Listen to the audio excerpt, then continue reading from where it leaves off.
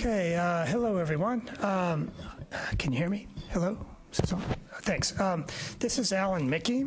I'm here with the Texas Higher Education Coordinating Board, and on behalf of everybody here at the Coordinating Board, we certainly appreciate you coming in, especially this time of year. I mean, we realize how difficult it is to catch so many of you. I'm glad we have an ample quorum here. I'm pleasantly surprised, seeing as how many of us are on vacation, on research leave, or just spending valuable time away from the classroom. So I really particularly appreciate you coming out at this time of year for this very, very important initiative that the Coordinating Board has underway with our Fields of Study program. In a few minutes, I'm going to walk you through an introduction to what Fields of Study are and what Fields of Study are not, to give you an idea of what we've got coming up for us today. But for now, just be aware that, that we certainly appreciate your participation and your expertise. It's really important to us here at the Coordinating Board that Fields of Study are put together with input from all kinds of different institutions across Texas. We want people from all different university systems. We want people from all sizes of community colleges. We want people from all regions of the state, all missions, differing missions of universities, different sizes of colleges. And we're really pleased with the way that this particular committee came together. And I'm confident that with your expertise and input today, we're going to get a lot done and come up with a really sound field of study that is going to help shape the discipline of sociology in Texas for many, many years to come. And of course, with a state the size of Texas and the influence we have on textbook publishers and the way other states watch our curriculum and our core curriculum, the impact of this field of study may stretch, beyond Texas as years go by. So what I'd like to do to begin is just to go around the room and have each of us introduce ourselves, say who you are, where you're from, and maybe say a few words about what it is that your institution does with sociology, what sort of programs you have, what sort of offerings you have, maybe how long your department's been around, how many faculty, that kind of thing, so we can get a sense of perspective of where we are and where we're coming from. So I'll just start with on my right, if that's all right, unless Dr. Cook looks horrified, and we can start to my left. Okay. I should say you've got this microphone in front of you, and there's a little mic button, and if it's red, that means you're on, and if it's not red, that means you're not on. And I encourage you, after you finish speaking, please don't forget to turn your microphone off, because if you don't, then everybody will hear what you're saying and mumbling. And let me remind you also that we're also being webcast live. All of our important meetings here at the Coordinating Board are broadcast live for public access. So be sure to smile when you speak and, wave hi to your kids because they're watching, and your colleagues. It'll also be preserved on YouTube. So if your colleagues or you are interested in going back and seeing what it was we did or didn't do, then it will be preserved for all eternity on YouTube for people to analyze. So sorry I didn't mention that earlier. Now to stop interrupting. Well, I'm Sherry Cookin from Garrison College, and it's a very small community college, and my department consists of me, and I teach everything. So I take it from intro to marriage and family, minority studies, all honors, whatever. It all comes my way. My name is Ron Husk, and I'm a professor of sociology at Del Mar College. It's in Corpus Christi. We're part of a multidisciplinary social sciences department. There are we're small. We have 2 full-time faculty, several adjunct faculty. We also have the social work component embedded with us as well. Hi, I'm Karen Kaiser, and I'm the department coordinator and instructor at Hill College. And we have 1.5 full-time and a few part-time instructors. And as far as what I teach, intro, marriage and family, and a few other odds and ends here and there. Hello, Paulo Rivera from A&M Texarkana. Our program is also small, started about 5-6 years ago. We have a two-person program, teach just about everything. It's a small university, but it's growing slowly.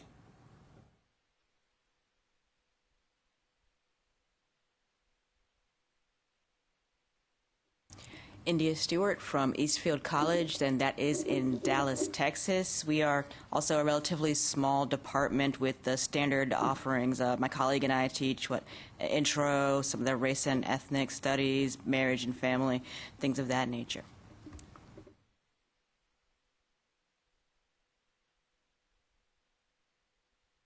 Or you gonna? Because I know you. My name is Beverly Stiles. I'm chair of the department at Midwestern State University. We're kind of rebranding ourselves as MSU Texas, but still Midwestern State University. We have a 4-person department. We offer a major, a regular minor, and also a minor in medical sociology. Yep, that's about it, I think. No, go ahead. Y'all are good. I work here. My name's Chad Smith. I'm a professor and chair at Texas State University in San Marcos. We have a pretty big department. We have about 30 faculty, and we offer a BA, BS in sociology, also an MA and an MS in sociology, and then we also offer an MS in dementia and aging studies and an MA and an MS in sustainability studies. A lot of different things. Megan Collins from Prairie View A&M University. We have about 5 in the sociology program. We have both a bachelor's and a master's program, and we pretty much teach all the different sociology classes you can offer. I'm Daniel Delgado from A&M.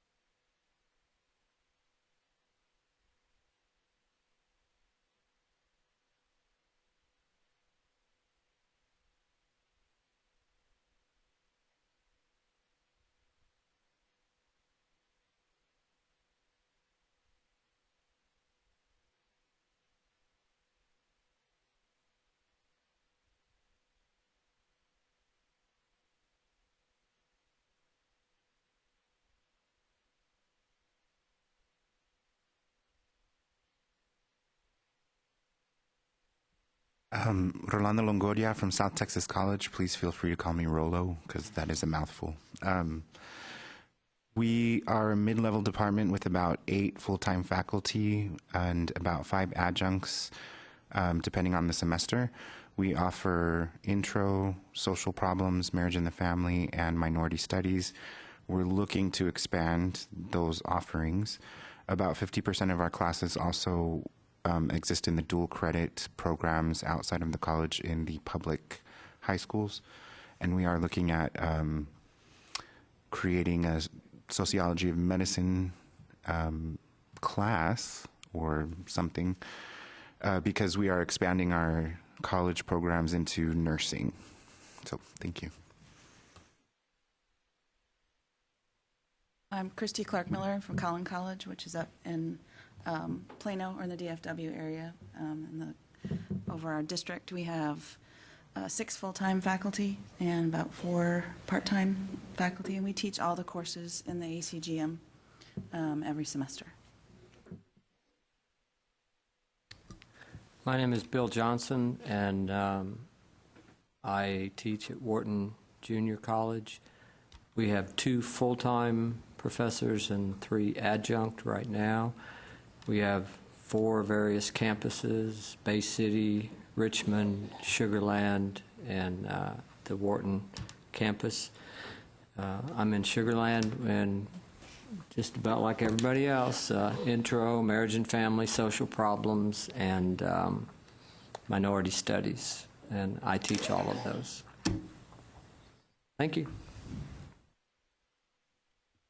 Hello, I'm Joanna Captain for the University of Houston Downtown. I'm the coordinator for sociology, social science, and anthropology courses. We are a mixed department with political science and psychology as well. We have 6 full-time sociologists, and any semester we have 6 or more adjuncts. Our sociology professors also, well, there's a sociology minor, of course there's a major, but the sociology courses are also part of other minors, such as political science has 2 minors, which our courses are part of. Also, we have a new health behavioral science degree within our department, where our entire sociology medical tract is now part of that major. So that's us. Good afternoon. I'm Garrison Henderson. I'm professor of sociology at Tarrant County College. I've been there as a full-timer 14 years, 7 years as an adjunct, so 21 altogether. I'm an adjunct at UNTD, University of North Texas, Dallas, where I teach research methods and statistics. As far as sociology, I've taught all different aspects of sociology. Some of my specialty areas are criminology, diversity and inclusion, marriage and family. I've taught all of them. Our campus is, just to echo what my colleague here just said, we have a total of about 18 people in our department, combining sociology, psychology, and philosophy. And we got a very unique partnership. Sociology has been spilled over all over our campus. Dual credit and early collegiate high school fell right in our lap. I'm at the Southeast campus, and we're the only campus that's actually in Arlington. All the other campuses are actually in Fort Worth. But since Arlington is Tarrant County, we're part of the family. And early college high school is growing in leaps and bounds. The difference between dual credit and early college high school is that early college high school is 9th and 10th graders. Dual credit is 11th and 12th. And sociology is being taught in all these areas.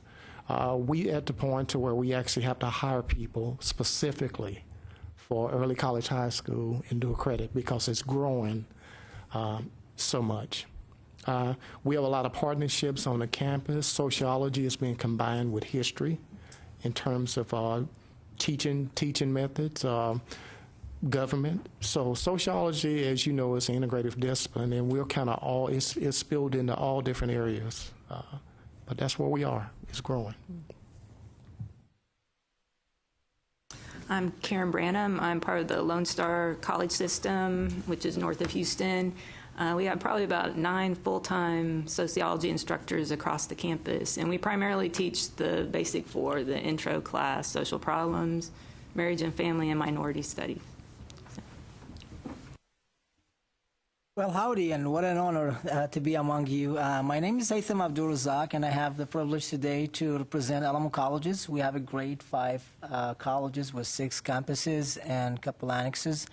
We strive to serve our community in combinations with other majors, and I'm here today also to learn from your suggestions and how we can embed some of these wonderful practices as we are trying to improve the learning outcome of our students by implementing some new practices of experiential learning and some aspect of research field as well.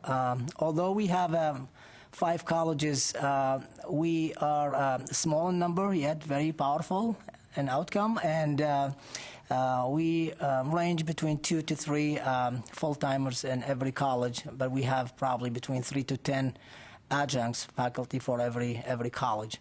And we do collaborative work as well with our what we call now the Public Service Institute in every according to our district. So we are combining with few majors such as psychology and criminal justice and communication, in addition to the education and sociology. Thank you, and it's great to be among you. Thank you. Well, that's tremendous. Thank you very much. I'll introduce also my colleague, Gary Tomlin. Gary, I'll let you introduce yourself. Thank you, Alan. I'm Gary Tomlin, Deputy Assistant Commissioner Workforce here at the Coordinating Board. Like Garrison Henderson, I used to be at Tarrant a long time ago. And I've also spent a little bit of time at Hill College as well. But I live here now. But really and truly, you know, Alan said this, but thank you all for coming. Thank you for taking time out of your schedule to participate in this project. And y'all are probably, what, Alan, group number 20 or something like that, or discipline number 20 or somewhere in that ballpark, give or take a little bit. But the legislature basically mandated, there was actually a bill that would have required us to have completed 25 fields of study from the time last session was over until the next session starts. And that bill did not pass, but we still took that challenge to heart, and we're trying to get 25 of them done, and we're on pace and on cue to get that done. And so Alan will give you more information about fields of study and that kind of stuff. And I'll probably just pop in and out of here a little bit as the day goes on and tomorrow. But thanks for participating in the conversation. And this is really about trying to help the students of Texas transfer. And I'll be quiet after that unless you have any questions of me. Okay, thank you. Well, our first order of business is to appoint and elect a recording secretary. We need somebody to take notes as the meeting goes on. I'll keep some notes, and of course we've got a recording that's going on YouTube. So if you don't, there's no pressure to record everything that everybody says in great detail. We just need somebody who can keep track of the thread of the conversation so that we can have a good record of the committee brought up this issue.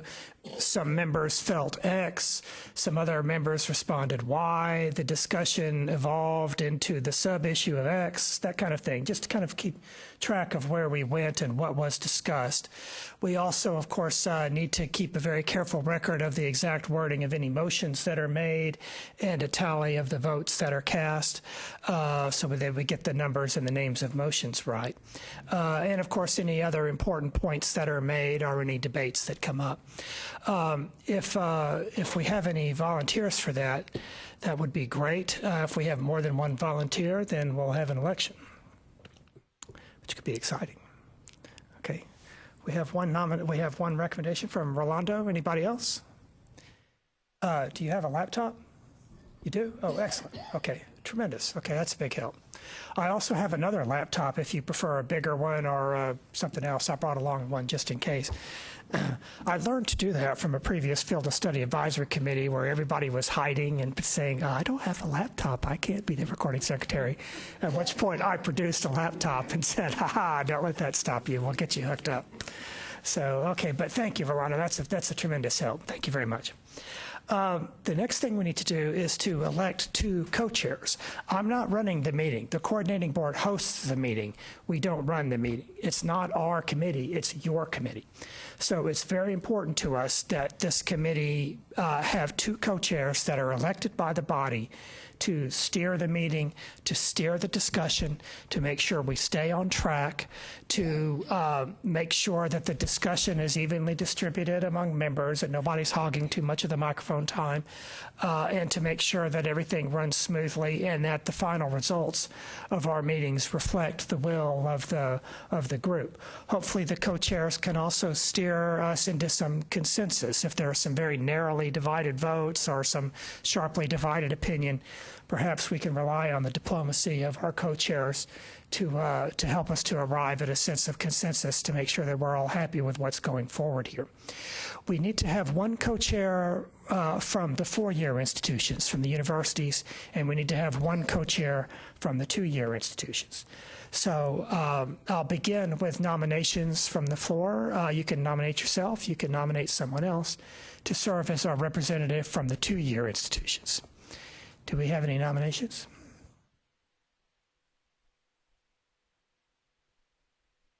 Tremendous. Great. We have Sherry Cook from Grayson College. Are there any other nominations for the 2-year institutions?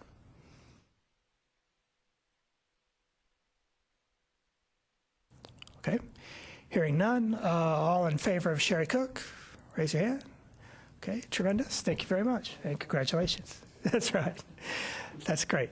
Now, same thing for the four-year institutions. Do we have any nominations from the universities present who would like to serve as co-chair?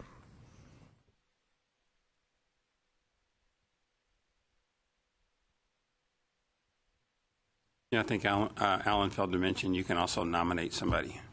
That's right. Okay. Tremendous. Garrison? I nominate Joanna. Surprise. Do you accept the nomination? Okay. And do we have any other nominations? Okay. Hearing none, all in favor of Joanna, raise your hand. Thank you very much. Tremendous. That's great. Now, it doesn't appear that we have any members of the public here for public testimony, so we'll blow past that. What I would like to do now is, I know we've only been here for 22 minutes, and you're probably not exhausted yet, and you probably don't need a break. But nevertheless, I would like to pause the meeting for 10 or 15 minutes. Oh, thank you very much. Thank you. In order for us to, for me to be able to talk with our two co-chairs about some information about the meeting and about things going forward. I'd also, if I can impose upon Hatham and Karen, if you wouldn't mind, since the way the room is set up and the camera is aiming this way, I'd like to have the two co-chairs be sitting front and center here so they can manage the conversation. So if you wouldn't mind swapping seats with Joanna and Sherry, sure. That would be a big help. Absolutely. So if you don't mind, we'll stand adjourned and come back at 1:35, okay, or perhaps 1:40, and you can have a stretch. And if I can see Sherry and Karen just over here on one of the side tables for a few minutes. Thank you.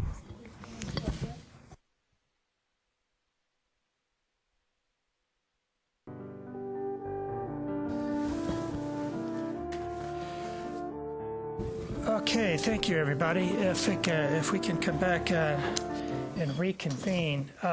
One of the things we need to do next is to assign you each randomly a term length.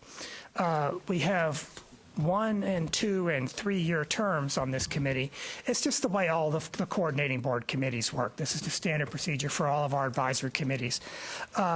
There's 1, 2, and 3 year staggered terms, which is a little ironic in our case because the fields of study aren't really revised until every 5 years.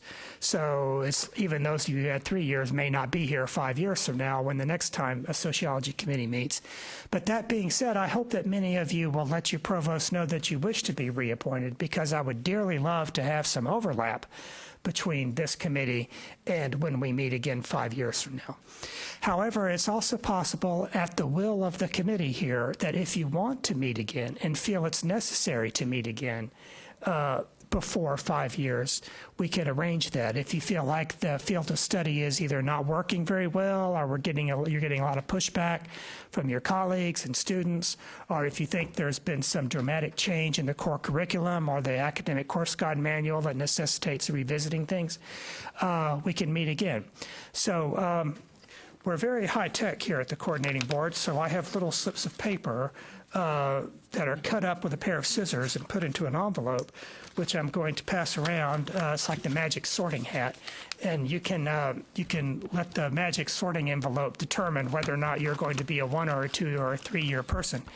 And if you would please write your name on the little slip of paper, and then I'll come back around and you'll put it back in the magic sorting envelope, and then I will type it digitally into some database. And in the meantime, we're going full analog here. So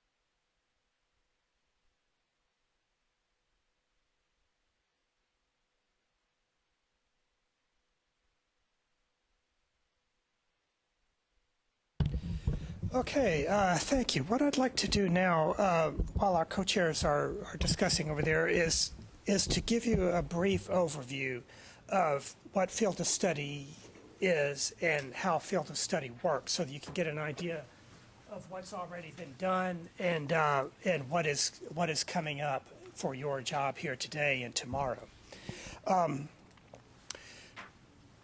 What the field of study is it's part of a larger package that the coordinating board has for our strategic plan for higher education across Texas. It's called the 60 by 30 plan, 60 by 30 TX. There are 4 goals. By the 30 here stands for the year 2030. By 2030, at least 60% of Texans aged 25 to 34 are going to have a certificate or a degree. By 2030, at least 550,000 students will complete a degree from an institution of higher education. By 2030, all graduates from Texas public institutions of higher education will complete programs with identifiable, marketable skills. And by 2030, undergraduate student loan debt will not exceed 60% of first-year wages. These are all attainable. They're all challenging. They're all going to take some work. It's going to be quite seriously a real all-hands-on-deck effort from all kinds of institutions in all directions to make this happen. And we're doing our part of this here today. So I want to take these a little bit at a time. The first 2 goals, by 2030, at least 60% of Texans will have a certificate. And in the year 2030, at least 550,000 students are going to complete a degree. Now, how field of study is going to help with that? Or part of the problem with this is that completion rates and time to degree for transfer students consistently lag behind those of native juniors. Now, a native student, but when I say native, I mean a student, not just somebody born in Texas, but somebody who began their college education at a 4-year institution and remains at that same institution all the way through to baccalaureate degree. Their time to degree rates, their completion rates are better than those who transfer. For example, the 8-year average for the fall 2012 cohort, the completion rate for native students was 84%, and the completion rate for transfers was far below that at 67%. Field of study can really go right to the heart of that problem in ways we're going to talk about in a second. Now, institutions have already been very highly creative in trying to find ways to help the completion rate, particularly of all students, but particularly transfer students. There's all kinds of wonderful things going on around Texas in this regard. The coordinating board can only do things that apply to all institutions equally. So we're finding a way to work with statute and we'll work with policy to make sure that institutions all across the state are going to be following the same rule book when it comes to transferring courses in certain fields. And today it's sociology. Let's see. Also, reaching this goal of degree completion and graduation rate goals is going to require that we minimize the time and the hours to degree by finding degree pathways that are going to help set this up. For example, the statewide average for native students is 5.5 years to graduate with 10.1 semesters, 134 semester credit hours attempted. Now look at the difference with the transfer students. They're taking 11.4 semesters, not 10.1. They're taking 7.6 years to graduate, not 5.5. And they're attempting actually not a whole lot more student semester credit hours than native students, 142 to 134. But, I mean, that's a full 2 years longer to graduate. Transfer students are taking than native students.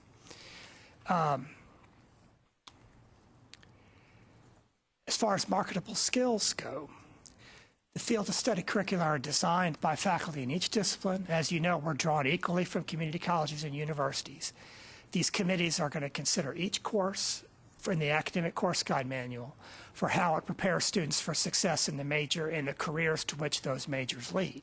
So part of your job here today is to not just think about what are the courses that are going to best prepare students for success in the major, but also the courses that are going to best prepare students for careers in sociology And for those students who stop after the first 2 years, who either get an associate degree in sociology or go on to some other field in criminology or criminal justice, for example, how can sociology help those students in the marketplace as well as in the university?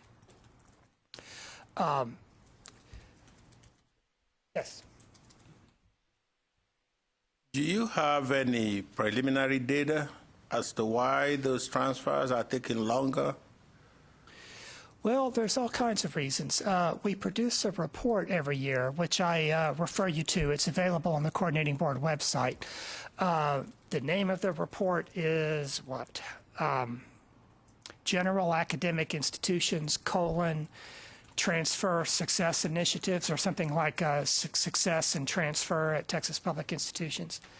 I can forward each of you the link to that after the meeting. And what it does is we send a survey out to institutions all across Texas asking for their data and asking for anecdotal information about their success with transfer students. And we get a very broad picture of the kinds of things that institutions are doing across the state to help their transfer students. And we compare their statistics this year to the statistics last year to the statistics over the last 5 years. And it's a really good resource for a lot of the very specific data. And we have a lot of tables in there, some of which I drew on in the handouts I gave you today, that show the differences between transfer and native students and the gaps in between the two. The Coordinating Board does have quite a bit of data on that. We collect it really regularly. So to reduce student debt, this is something that field of study can make a really direct and important impact on. As I said earlier, in 2017, native students took an average excess of 14 semester credit hours. These are 14 semester credit hours that they didn't technically need to graduate with for their major. Now, for transfer students, they're taking an excess of 26 semester credit hours. That's a full academic year. Transfer students are staying in school an extra year because they're either not choosing the right classes in the first place to apply to the degree, or perhaps they started in one degree and then they changed their mind and changed majors, or they dropped out for a while, changed their mind, came back. There's all kinds of reasons why students take extra semester credit hours. And I'm not saying that's necessarily a bad thing. I mean, we probably all took a few extra courses we didn't strictly need to take either, and that's all right. But that's a full academic year. That's a full year of student loans. That's a full year of housing. That's a full year of books. That's a full year of bad cafeteria food, all the expenses that go with being in higher education because they're taking too many courses. Now, what a field of study does is it guarantees every course in the field of study that we'll decide on will transfer and will apply to a degree program, so that students who take a field of study and follow it strictly will know exactly what courses to take, and by omission, what courses not to take as soon as they begin taking higher education courses. This can begin as early as dual credit. So as soon as 11th grade, students will, if they're interested in sociology, they will have our list in front of them, and they will know what courses will apply to their degree program. And by omission, they'll know which courses won't. And let's see. Yes?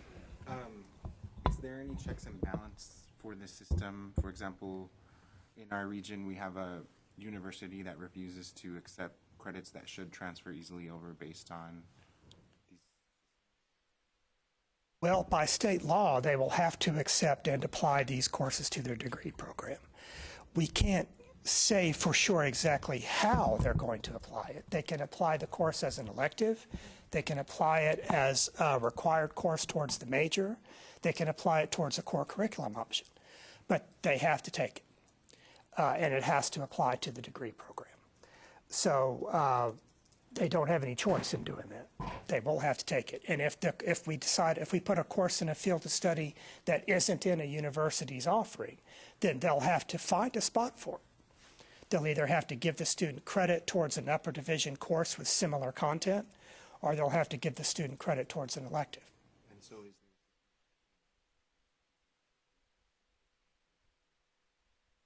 Well, like I said, they're required by law to accept it. And if they don't accept it, then they're breaking the law, and notify the coordinating board, and we'll work with them to do that. Well, if there are any disputes about transfer credit, then there's coordinating board policies about such things. First, the student and the institution are required to try to sort it out themselves. If that doesn't work, then the student and or the institution can apply to the coordinating board, and ultimately it goes to the desk of our Commissioner of Higher Education, and his decision on the matter is final. So if there are any transfer disputes, please get in contact with me, and I'll work with you to work with the institution and make sure our policies are being followed carefully with that. In terms of transfer hours, aren't there variations among the institutions in terms of how many hours they can actually take? Transferable hours. Yes, there are residency requirements, you know, for example, where students have to take a certain number of hours in residence. But all institutions are familiar with accepting a completed core curriculum, for example, from students. So students, every university is going to take a student with 60 semester credit hours to transfer, because that's the core curriculum, or the first 2 years. The core curriculum is 42 hours. And our field of study will add on to that up to the, up or beyond the total of 60 semester credit hours.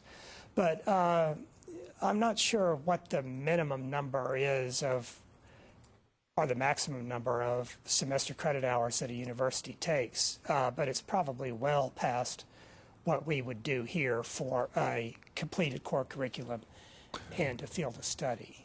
Does anybody have from your institution what would be a maximum number of semester credit hours that transfer in?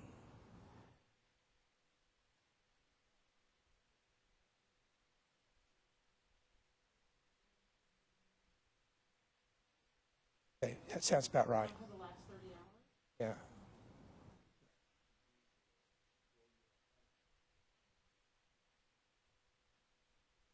Now, just to give you an idea about how much money a field of study can save students and to help toward the student debt goal, if you're at a community college and you take a course, okay, you're paying for that course, then it's determined that that course isn't going to apply to their sociology major when they go to a university. So they have to take a second course, right, that is going to count. So they've taken 2 courses to fulfill that one requirement. Here's how the money breaks down. Based on the average cost of just the academic costs now, not including any housing costs or book costs, just the academic costs for the average of what it costs to take a course at a college and a university. If a student misfires on just one course that they take at a college that isn't going to transfer, they're $1,100 in the hole. If they take up to 5 courses, that's $5,583.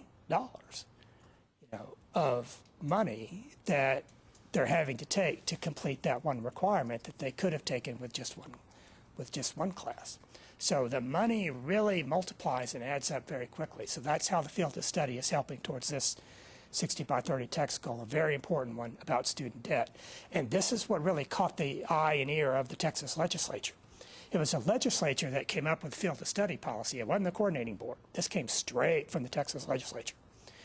And they were hearing from their constituents, they were hearing from students, from parents, that something's got to be done about student debt, and something has got to be done about hassles that students were having with transfer.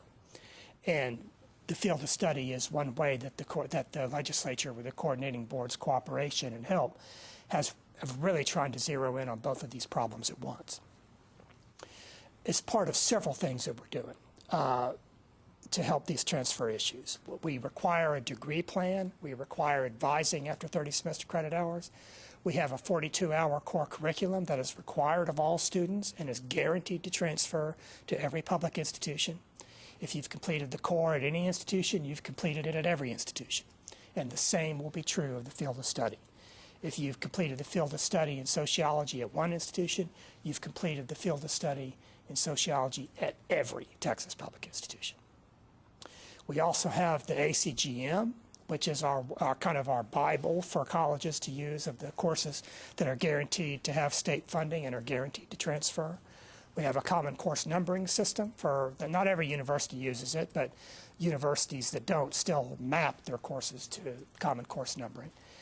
And we also have programs of study, which is the workforce equivalent to fields of study. These are courses that are guaranteed to transfer and apply to workforce degree programs like welding, pipe fitting, things like that. Meetings like that for workforce have not just people from universities and colleges like this committee, but also representatives from industry and from high schools, so that they can create a seamless pipeline that goes straight from high school to community college, straight into the workforce, so that everybody knows exactly what they need to take and in what order, and students can graduate with maximum efficiency. Now, what exactly is a field of study? This is worth reading in some detail, because this is the language from the statute. If a student successfully completes a field of study curriculum developed by the board, that block of courses may be transferred to a general academic teaching institution or university and must be substituted for that institution's lower division requirements for the degree program for the field of study into which the student transfers, and the student shall receive full academic credit towards the degree program for the block of courses transferred. So what we're deciding are the lower division requirements for sociology. Full stop. Beverly, you have a... Yeah.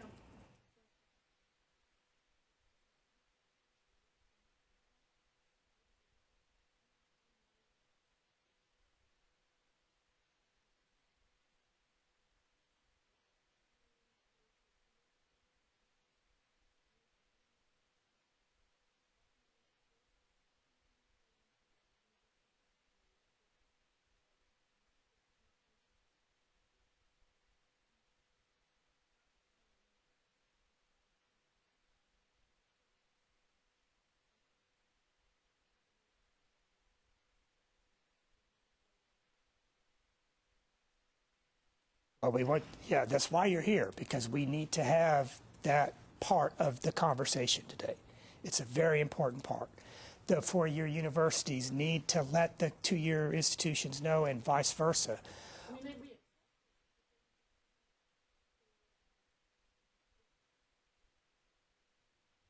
I'm sorry, Yes. thank you. Sorry, thank you. Yeah, we would transfer them in as electives for the university, but they wouldn't count as electives in sociology. Well, that would in still the sociology degree plan. That would still work, as long as Right. they go towards the 120-hour That's right. overall degree program. That's right. If we decide on a 20-hour field of study today, then, and when a student transfers that in, then the universities have got 100 hours they can work with. So, yes, sorry. So if a student, let's say, takes marriage and family and then transfers, and they want to major in sociology, is it correct to say then that you would accept it as an elective to fulfill their overall bachelor's, but Right. they would have to retake marriage and family with you if they wanted it to count? No, they don't have to retake marriage and family, but there are plenty of other electives they could take. Because our marriage and family is a 3-hour, it's an upper level, no, of course it's 3 hours, it's an upper level class. Right. So they wouldn't retake it. They would take other courses. There are plenty of other courses that they could take to fulfill the upper level hours for the major. Okay. Mm-hmm. But if they wanted... An important part of the conversation we need to have today, and we need to hear from everybody on this, is what courses belong at the upper division. You know, just because it's in the ACGM and could be taught at the lower division, that's great, but is that where a course really needs to be? If there are some courses that are offered at both upper division and lower division, marriage and family might be one of them. We can look at the statistics later about how many institutions teach these courses and at what level. And if it seems that a preponderance of universities are teaching it at the upper division level, or it seems like many universities aren't teaching the course at all, then that's probably a sign, you could decide for yourselves, but that's probably a sign that maybe that's not the best course to put in a field of study that's required for everybody and always at the lower division. So this is why we need to have a good mix of voices here from people from 4-year and 2-year institutions. I'm sorry, Karen? Yeah, I was just going to say it gets a little tricky if we do put courses that don't transfer into a 4-year degree as field of study. As a sociology major, what you end up effectively have happen is if they know it won't be transferable, then they don't major as sociologists at the community college level. They'll major as a liberal arts major. And so we kind of have that attrition of potential majors who are very interested in sociology, but they know that their classes aren't going to be able to be used as they move forward.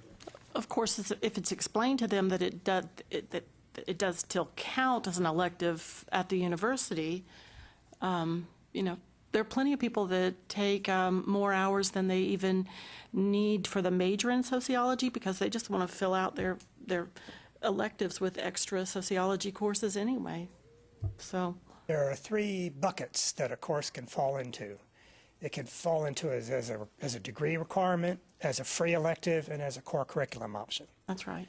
And our courses can double dip. I mean, a course can count both towards the core and towards the degree requirements. That's fine. Like Introduction to Sociology might be an example.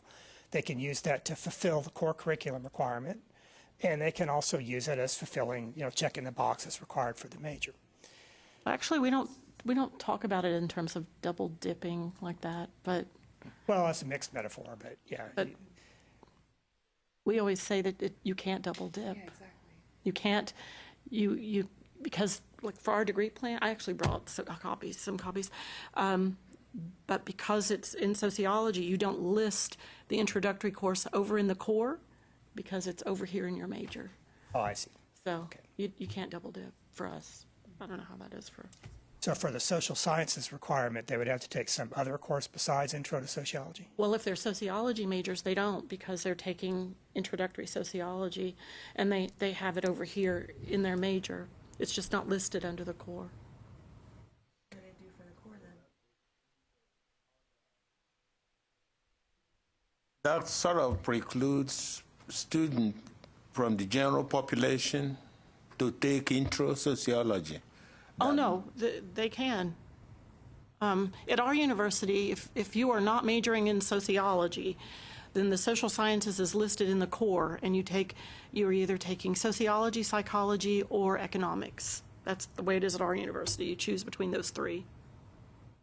So if you were a sociology major, you would have to choose economics or no. If you're a sociology major, you take introductory sociology. That counts. That takes care of your social science. Okay, well, that's what I'm getting at. Yeah.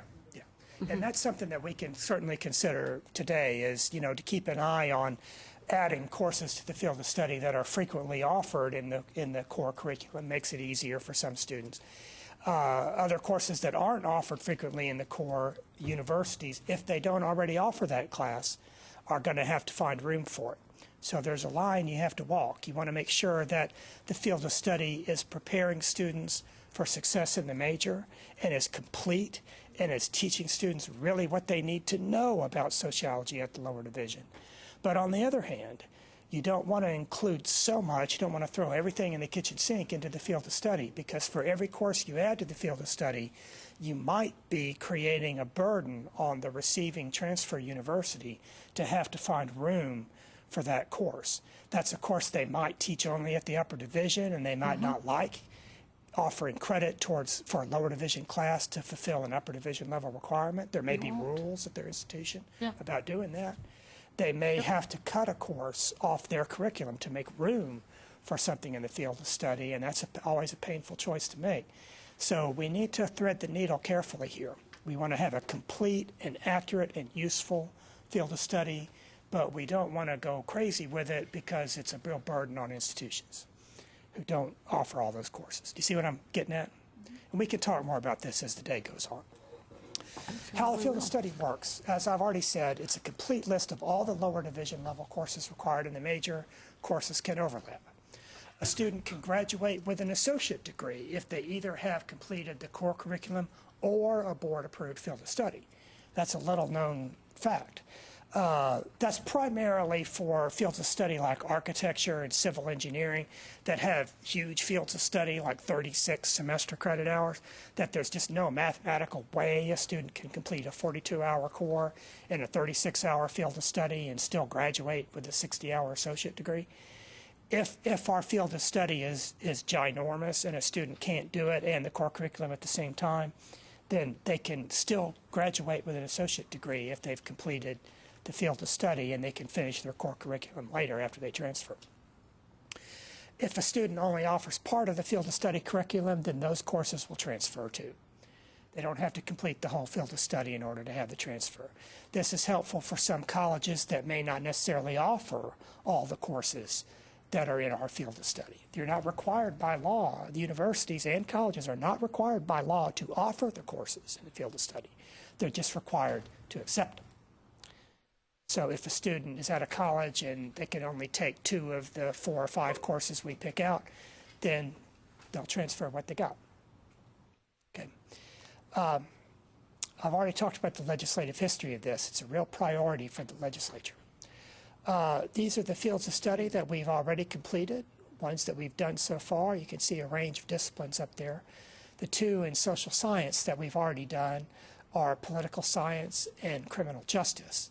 And you'll see that on your desk underneath your agenda, I printed out for you a copy of the 2 social science fields of study that we've done so far that give you an idea of the length and the nature and the content of what a typical field of study looks like in related disciplines to sociology.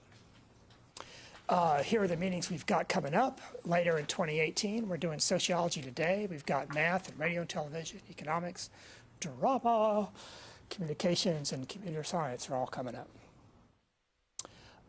We've talked about the committees. They're chosen equally between 2- and 4-year institutions to make sure they're fairly represented here all across the state. And our meeting ideas here today, as we've already really been discussing, is we'll look at the programs from representative 2-year and 4-year institutions. We're going to look at all the courses in the ACGM, decide which lower division courses are absolutely necessary for success at the upper division. And this is something that we need to talk about too. This committee, in rare circumstances, if really necessary, has the authority to add a new course to the ACGM.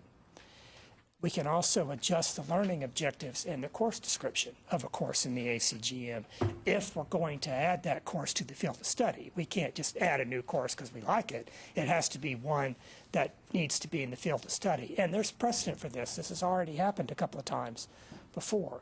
Like criminal justice, for example, decided that, no, I'm sorry, it was business. Business decided that they needed a business statistics course, that the existing statistics course for social sciences in the ACGM wasn't really what business majors need. So they created a new course just for business statistics and added that to the ACGM.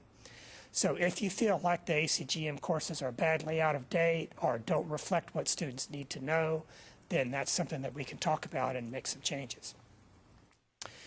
Here's a sample field of study. This is Mexican American Studies. This is a pretty straightforward one and a pretty simple one. It's 18 semester credit hours, which fits nicely with the 42-hour core to equal the 60-hour degree for the first 2 years. It covers all the courses in the academic course guide manual that deal directly with Mexican American history or politics or literature, and the common sense edition of another course in Spanish. Pretty straightforward, pretty simple. This is one that's not straightforward and not simple. This is civil engineering. It's 39 semester credit hours, not 18. It goes all over the map. It's got math, it's got chemistry, it's got physics, it's got engineering. They also created a new course for this. They created general chemistry for engineering majors. I think that was the new course they added. So it's very complicated, very involved. This committee worked very hard for a long time on this field of study. So this gives you an idea of the range. Keep in mind that you can go outside of sociology too. If you feel there are courses in English, history, criminal justice, public speaking, math, whatever you think is really necessary, that can be added to our field of study too. And finally, my last slide here, the field of study isn't effective if it isn't used. Your institutions are not required by law to offer these courses, but just to take them. So we encourage institutions to offer these courses. You're doing a huge favor to your students if you offer courses that are guaranteed to transfer and be accepted at other institutions.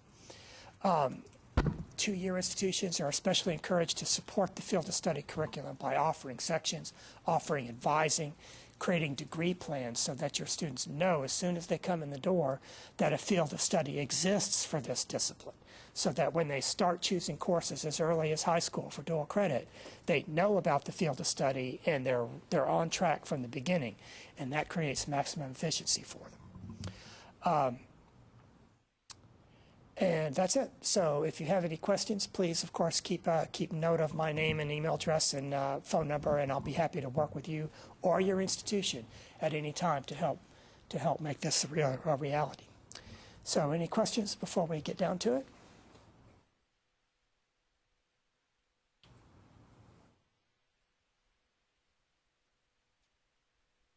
Well, as the day goes on, Gary Tomlin and I will be happy to answer any questions about the mechanics of how all this works. And until then, I will pass this over to our two co-chairs who will take us forward from here.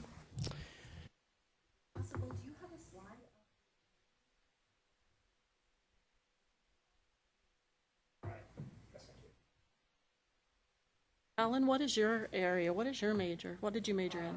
18th century. Okay.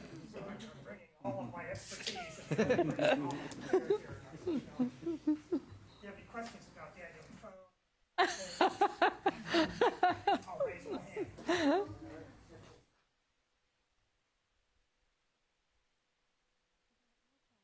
English majors.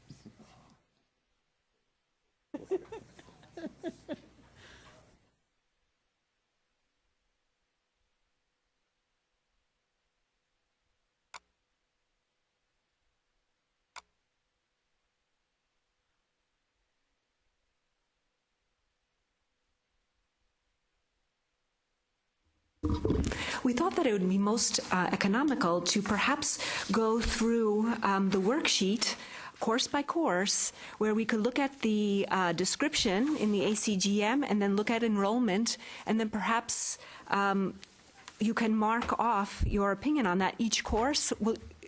Does that sound reasonable? Rather than kind of confuse courses, perhaps we could just focus on one at a time. So introduction to sociology. Also in terms of the ACGM, we can do it separately, or perhaps we can make a note if you feel the description is inappropriate or should be revised. We can maybe come back to that later. Does that sound reasonable? Okay, so introduction to sociology. Should I? See the numbers there? Oh, it's tiny. I truly see those numbers. It's tiny on my printout, too. Oh.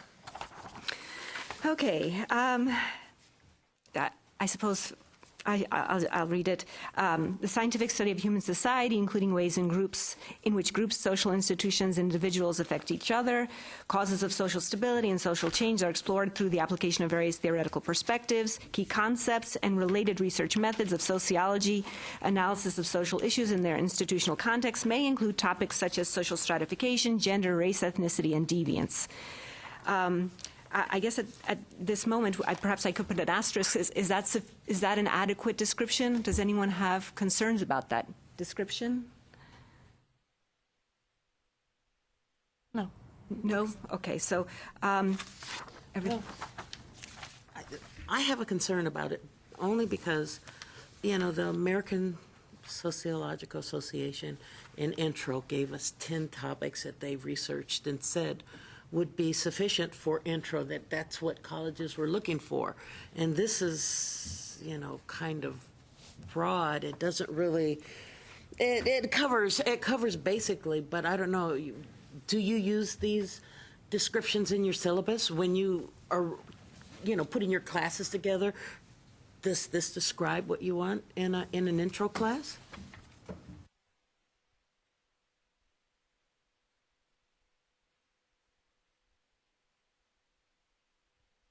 The only one that's so it's okay for everybody. It's okay. Okay. Can I just ask quickly if it reflects intersectionality? I'm sorry. Can I ask if the ACGM description reflects intersectionality as an important topic for sociology? Well, it puts general gender. It's really vague, which is good. Because these are topics we should cover: stratification, gender, race, ethnicity, and deviance, but also family is kind of an intro, just a little bit. There's a theory that they don't even mention here that should be an intro.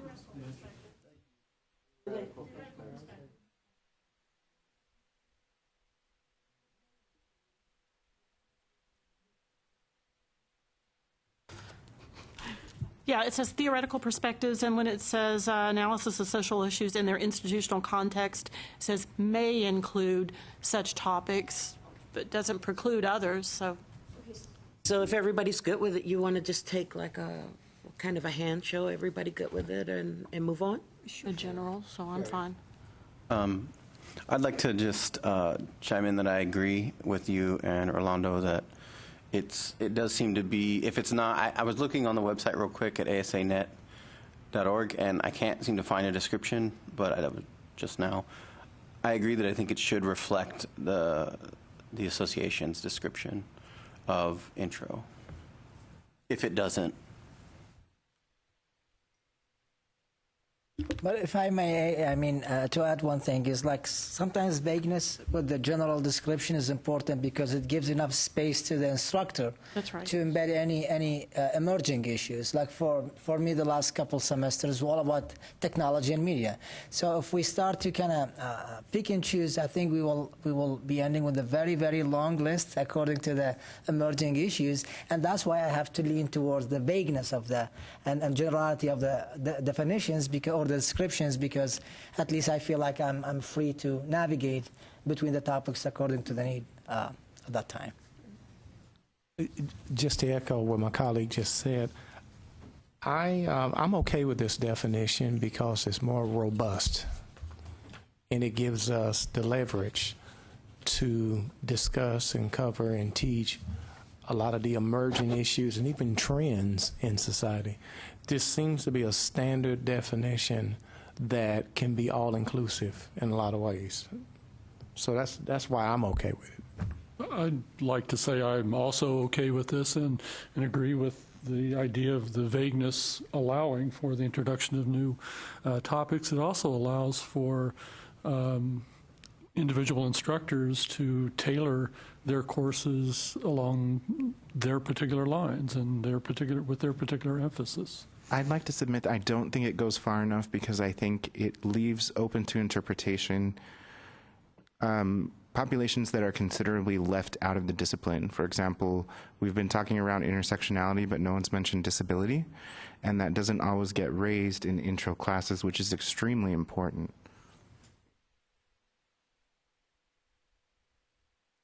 I would just like to repeat what was said earlier in terms of the language, and I certainly agree with you, but it does say may include topics such as, so this is not an inclusive list of, it does allow for addition. I think my point is that it may also allow for exclusion.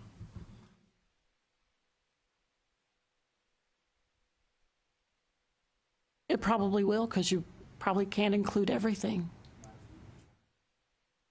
Well, I include disability, just so you know. I teach a whole class on disability.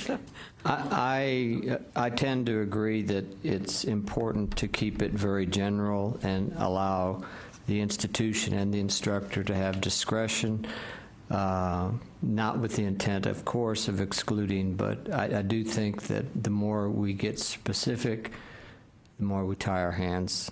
That's how I see it.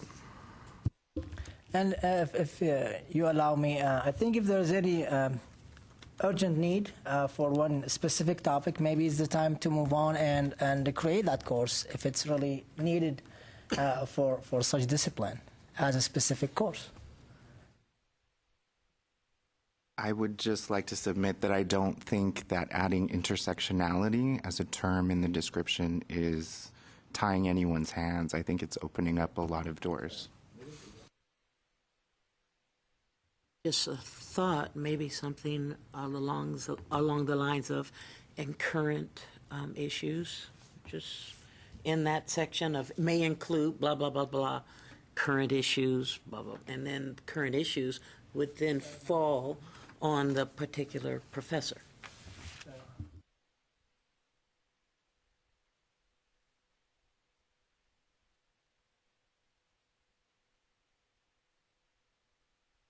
Okay, well, let's take a show of hands then. How many would like to add just current issues in the description and then leave it as is?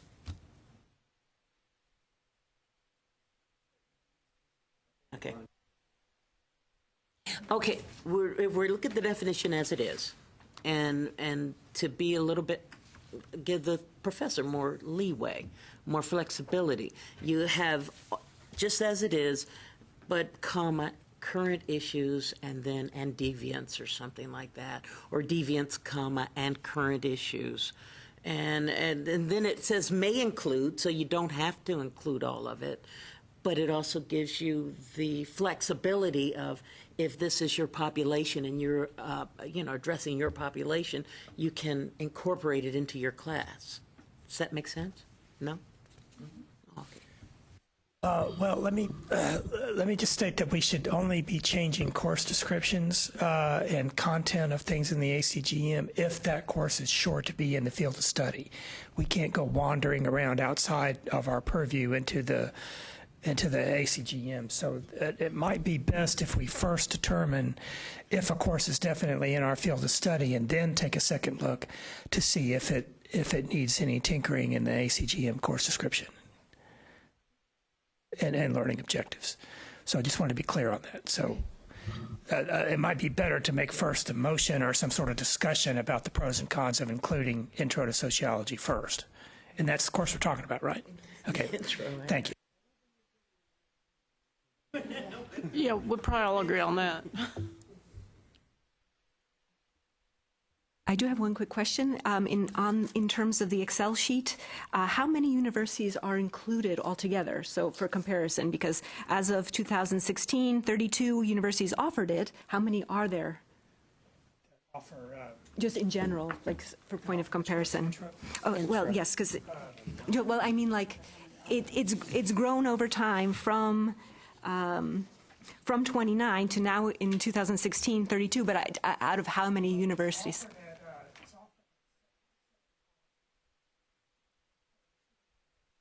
Okay. Okay.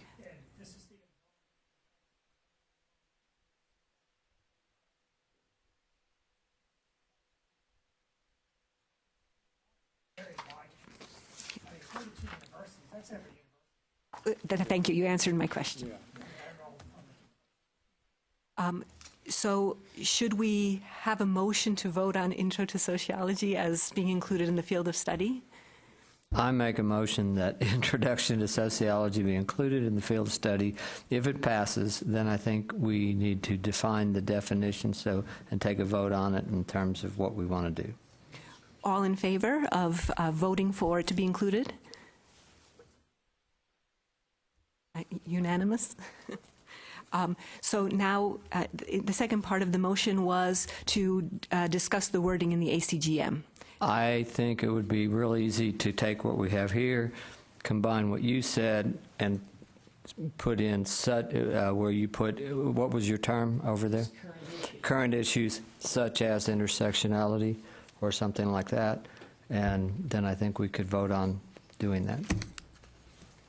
I have a quick question. Oh, sorry. I have a question. What do we mean current issues? I'm concerned about current. Seems that it would be time delimiting, and also, I mean, it says social issues in their institutional context. I guess I'm just not understanding how any of these things, I mean, who's teaching this without doing intersectionality? Do we need to just call intersectionality a current issue? I don't think that it's current. Right. It's an issue, which could fall to me under social issues, but that's my opinion. Oh. And also, it doesn't fit with institutional context, I think, to do the current issues right there. I appreciate the comments. I just want to let you know, at my institution, we're not allowed to leave the book. We have to teach from the book. And our book has no mention of intersectionality. So we need to, I didn't choose the book. We need to think around those kinds of issues, that if there is a fault in the materials that we're using, and this is an important topic for the field, do we include it? I'd also like to add that I have yet, we haven't discussed at all what the ASA says with regard to teaching intro. I think that would be, to me, the initial place to start and work from there if we're going to make changes. Wow, this definition or this description is so much better than what's on my website. I'm going to go back and change mine. No. It's just, I'm like, we're picking this apart, and I love this. It's better than what we have on our website. I'm going to go back and change it.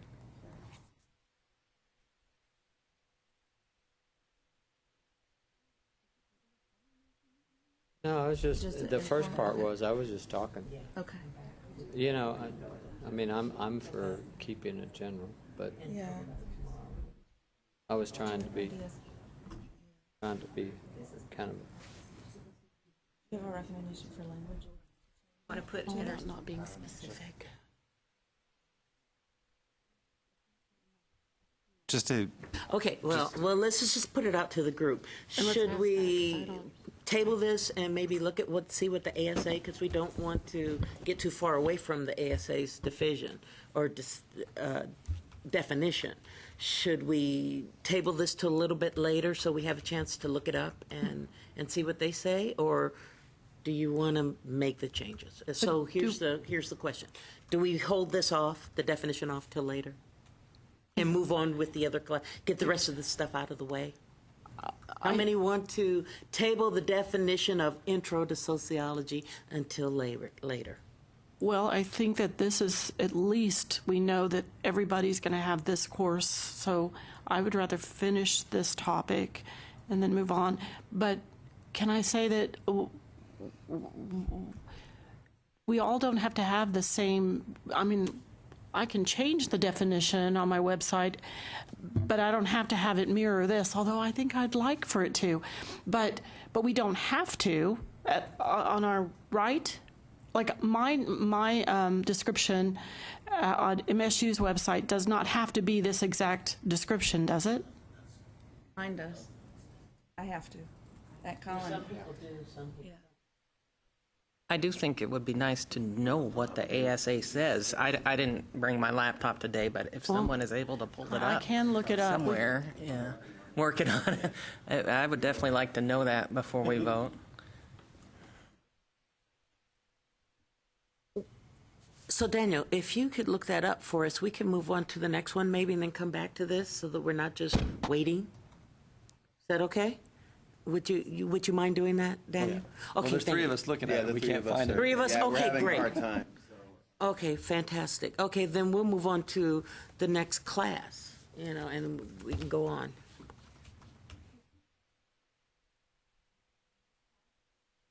The next class is social problems. The description reads, application of sociological principles and theoretical perspectives to major social problems in contemporary society, such as inequality, crime and violence, substance abuse, environmental issues, deviance, or family problems. In terms of the Excel sheet, in terms of college enrollments, 2012 is kind of an outlier. Enrollments went down since then. Actually, they had been going down. They went down.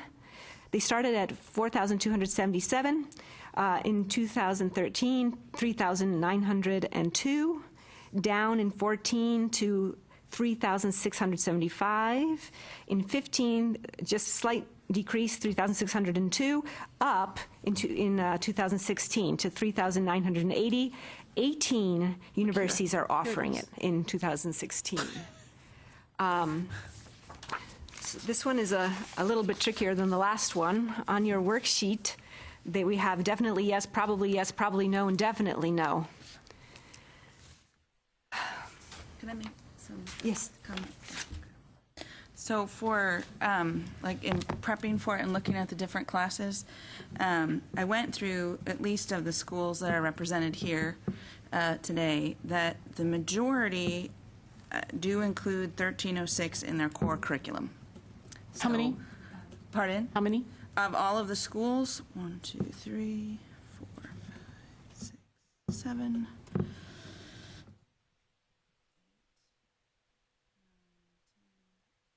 11, 12 of all of the schools here. We have of, let's see, 1, 2,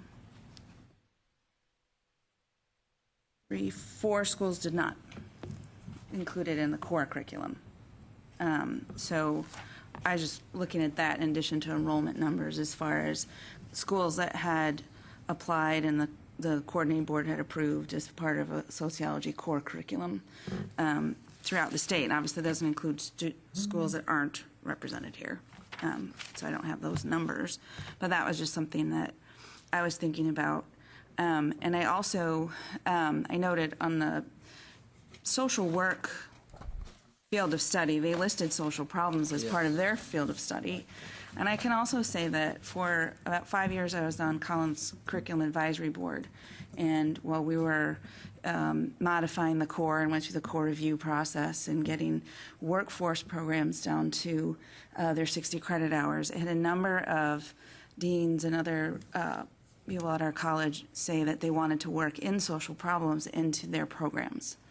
And to me that says something about the importance of the course, and I think lends toward including it in a field of study. So. Can I tell you something that we did at our university, just to throw it out there for you to think about? We used to require that as a course in our major, and then that would have been the other lower level course. You know, then there would have been 2. When the core was changed, and we used to have, students used to have to choose between sociology and psychology, and then they said, okay, now it's between sociology, psychology, and business. I mean, that means the whole business college, which is really large, now takes economics, and they don't take any social science courses. So I proposed that we teach global social problems, and it is now a core class for students to choose from. So now I can reach more students, can possibly take another social science course who would otherwise not have access to a social science course because they won't take sociology, business, and there are some other minor degree programs that require others to take psychology or economics.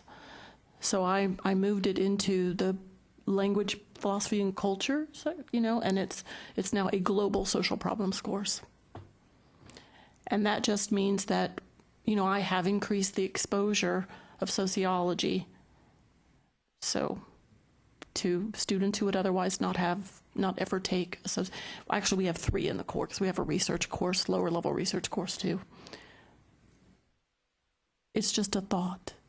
Actually, from your earlier discussion, would that mean if someone in a community college took social problems, would it be translated into the global course? It would not, but it would just count as an elective course because it wouldn't have that global component. But if the 2-year colleges want to think about doing something, because we're moving more, we're understanding that students need more of a global perspective, that's been one of the problems I think we've had, is not making sure that we haven't done a very good job of that, I think, in the past. And I mean, that might be something for the junior colleges, the 2-year colleges to think about. Would that be something then in terms of what we're doing here as far as adding just that did course with intro? Well, we'd have to add that course So my understanding was that then we would all have to come to agreement if there's a course that's going to be added. But then you could teach it in your, if for those people that want it in their major, if they want to keep, the social problems, you could then teach, and if that's a required course, you could teach a global social problems in your major. And then those of you who wanted to teach that as a core could teach it as a core. That would fit with the, I forget what they're called. Global and cultural understanding. Thank you. There you Yeah. go. That's what I was trying to think of a minute ago. Yes. Yeah, I'm not sure, though, it should be added into this social problems, because there is also still that need to serve the direct community and understand the problems here. Or Yeah, I don't locally. think that our course doesn't eliminate those. It's just bringing it, it's just saying, okay, but now here's the global perspective too. Yeah, I could personally, I could see it better as a separate course with a global emphasis, and still keep social problems you'd have the options. But then the problem that we have is if we did incorporate, if we did say that instead of just social problems, we want to acknowledge the global component, then we really do help those transfer students, because either they can transfer it in as a core, or they could transfer it in to the major. If for those people that have it in their major, we don't have it in our major because it's in our core. Dr. Stiles, Just a thought. Can I ask you to give an example of how your course changed? What were you able to address? I don't teach that course, but I have a new professor that's going to be, he is going to teach that course. And he has taught it. He just started. I've not taught that course. But that course, he teaches macro, health inequalities on a global perspective, and so he brings that emphasis in. But all of it, gender, race, all of the social problems, drugs, yeah. Well, I just have a general question, because coming from the community college, I feel like our job is to prep our students to move on to you. And what we have to do, and what our course should do, would be having basically stepping stones. We want them to have the building blocks to build on.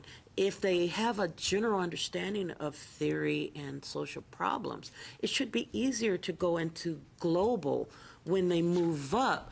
But I don't know if you want at the bottom, at the community level, if we want to get that specific, general social problems should be. It's a sophomore level course at our university. And I teach social problems, and I teach a global, module of it. But I also have to address community and so I have to address a lot of things. And I think if we just focus at our level on global, then we would, we're not really preparing them for the upper level classes. See, I don't think it's not all global. It's like, okay, well, what are the problems here now? How do we see it globally, so that you're incorporating the global component? Right, but we do. We look at it, but we have to work our way there. We have to make sure they understand the theory before we throw these concepts at them. So, it's just not, everything isn't, okay, here's here, and then go globally, but we do incorporate it. It's just, I think when it gets to your level, it's very appropriate to then look at it entirely globally. But at the undergraduate level, we have to get, because they just It is an undergraduate level course. It is a sophomore level course. Right, but then we're looking for all universities, right? We're going to make these decisions for I know. all.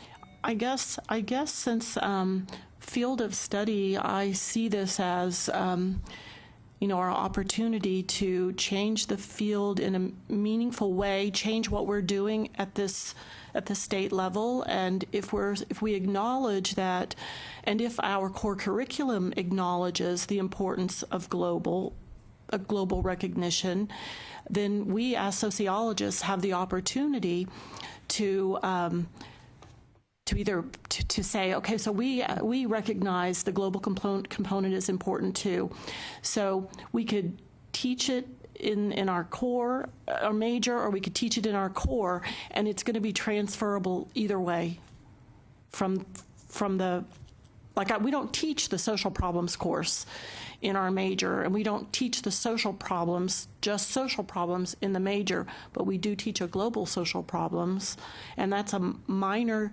change.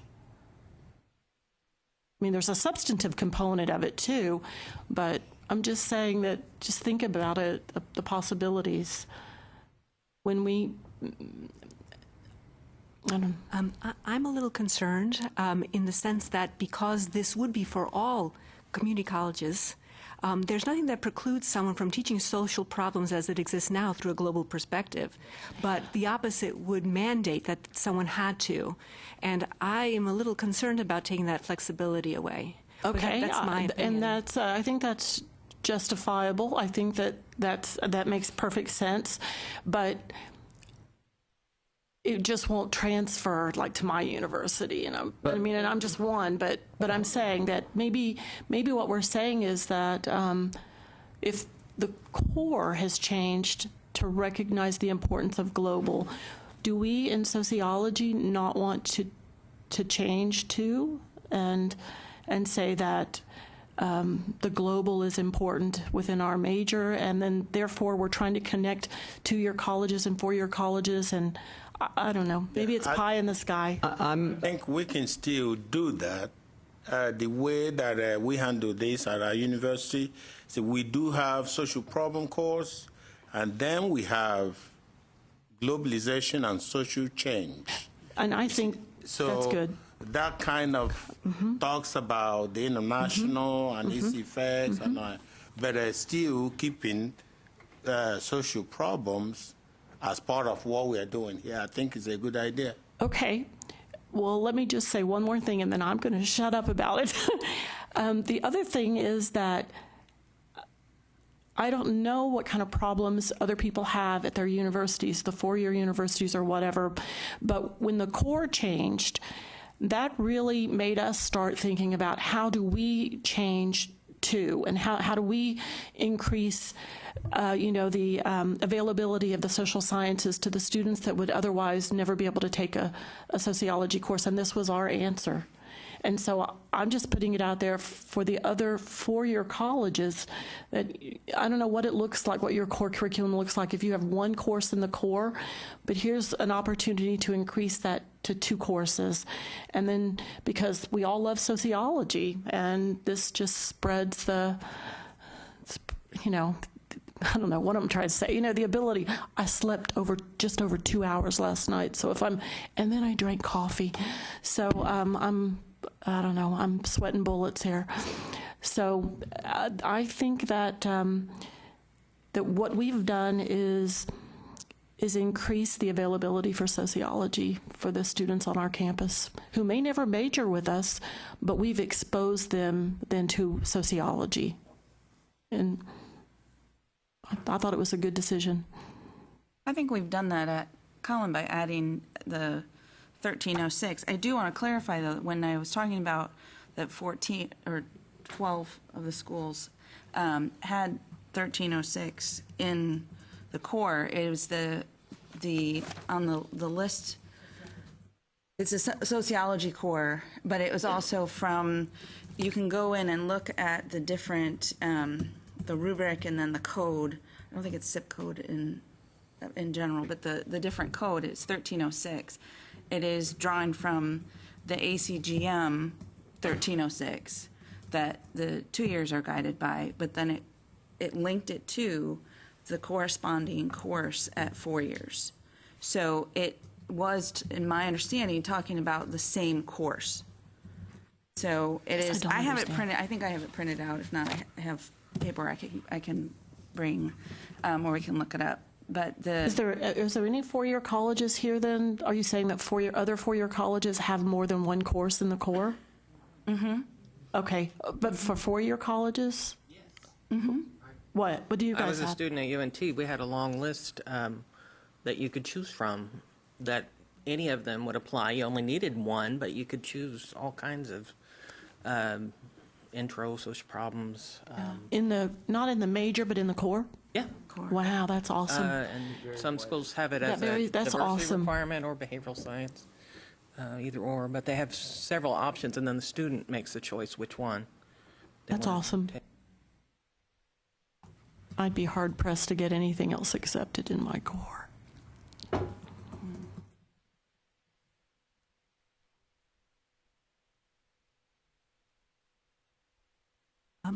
Do we need any more discussion before we vote on social problems, whether it should be part of the field of study, or should we make a motion to vote on it? Ready to vote? Ready to vote? Okay, I make a motion that we vote on social problems to be included in the field of study. Yes? Hands raised? Can we clarify something before we move on? Sure. So for those of us at four-year schools that, I mean, we don't offer this class. And they don't either. And I suspect I think there's 18 out of 32 four-year institutions that have an enrollment for it. So I mean, that doesn't mean that they don't offer it, but they haven't been. So I guess my question is, I mean, I'm happy to accept social problems as a course, you know, when students transfer, but it's not going to be a one-to-one match. And I want to clarify that's okay, correct? I mean, we can count it as, I mean, the disadvantage for the student is they're going to have to make that up somewhere else because we have requirements about upper division hours. Me too. So 21 and 15 hours for our two majors. So the more classes we include in the field of study, the more students are going to have to take for us on the back end to make up for those upper division hours. So I just want to make sure I'm understanding what we're agreeing to before we vote. Me too. And the implications of it. Well, university can't add more hours to the degree program to make up for the field of study. So if you have a 120-hour degree program and a student takes 3 hours of social problems that you don't offer, you can't make your degree program 123 semester credit hours for that student. That's not what you're saying, though, right? That's not what I'm saying. What I'm saying is we require them to have a certain number of upper division credits, and social problems wouldn't count as one of those upper division credits. So they'd still have to take 15 or 21 upper division credits to be able to graduate. They could come in with 40 hours of sociology. They haven't taken any upper division credits from us. They can't get a degree from us. Right. So that's what I mean. Your department will have to decide where to put that course when it's transferred in. Right. Hopefully you've got room for some lower division elective credits. The way ours is set up, that we have one, we have intro is our lower division credit. Everything else is upper division. That's mine too. Same for me. So no 2,000 level? Just we don't offer 3,000? any 2,000 level classes. We don't either. 1,000 and then it jumps to 3,000. That's correct. Well, that's something to think about, and I hope you all looked at that handout I gave of just some representative universities, the top 10 transfer receiving universities. What courses are they already offering, and what courses are already being required and accepted at universities, to give you an idea of where we're, the starting point that we're already looking at. Are universities generally requiring anything more than intro to sociology? Is that the only lower division course commonly It's the only lower division course at my university and at his. I have a question for the community college or the BA degree serving institutions. What lower level courses do you require for students besides intro to sociology? Social problem. Because the other one, family and marriage, is under the 2,000 level. Still lower level, but 2,000 level. And I don't know about the universities, how they transfer it. So for most community colleges, your students who are interested in sociology must take social problems? Yes. Yes, to get an associate's, at least at my college, they have to have 15 to 16 hours of sociology. So they have generally intro, social problems, marriage and family, and then kind of have a rotation that they would choose from, social psych, human sexuality, something else, to make up that 15 hours of sociology. So that's part of where we run into the problem. If we have to do that for the associate's degree, but then for the bachelor's, they only need 3 hours of sociology at the lower level. I mean, how many hours are we supposed to put in the field of study, you know? That's an issue that comes up often. The field of study does not have to be identical to a college's requirements for an associate degree, because if somebody is getting an associate degree, the assumption is that they're not going to transfer. They're going to stop. Right? Although it is not always the case. But, I mean, why get an associate degree if you're going to transfer and get a baccalaureate degree? It's cheaper. I did it. It's cheaper. But I mean, I mean, why not transfer as soon as you can? Transfer. So, just to let you know. Well, okay, you complete your core curriculum and you complete the field of study. Then there's nothing holding you back. You could go ahead and transfer after 50 hours, right? You've got a 42-hour core and some courses for the field of study. You could go ahead and transfer. I don't but anyway, know. I'm digressing. I'm muddying the waters here. What I tried to make as a simple point is that a field of study does not have to equal an associate's degree, although the coordinating board hopes that over time it will.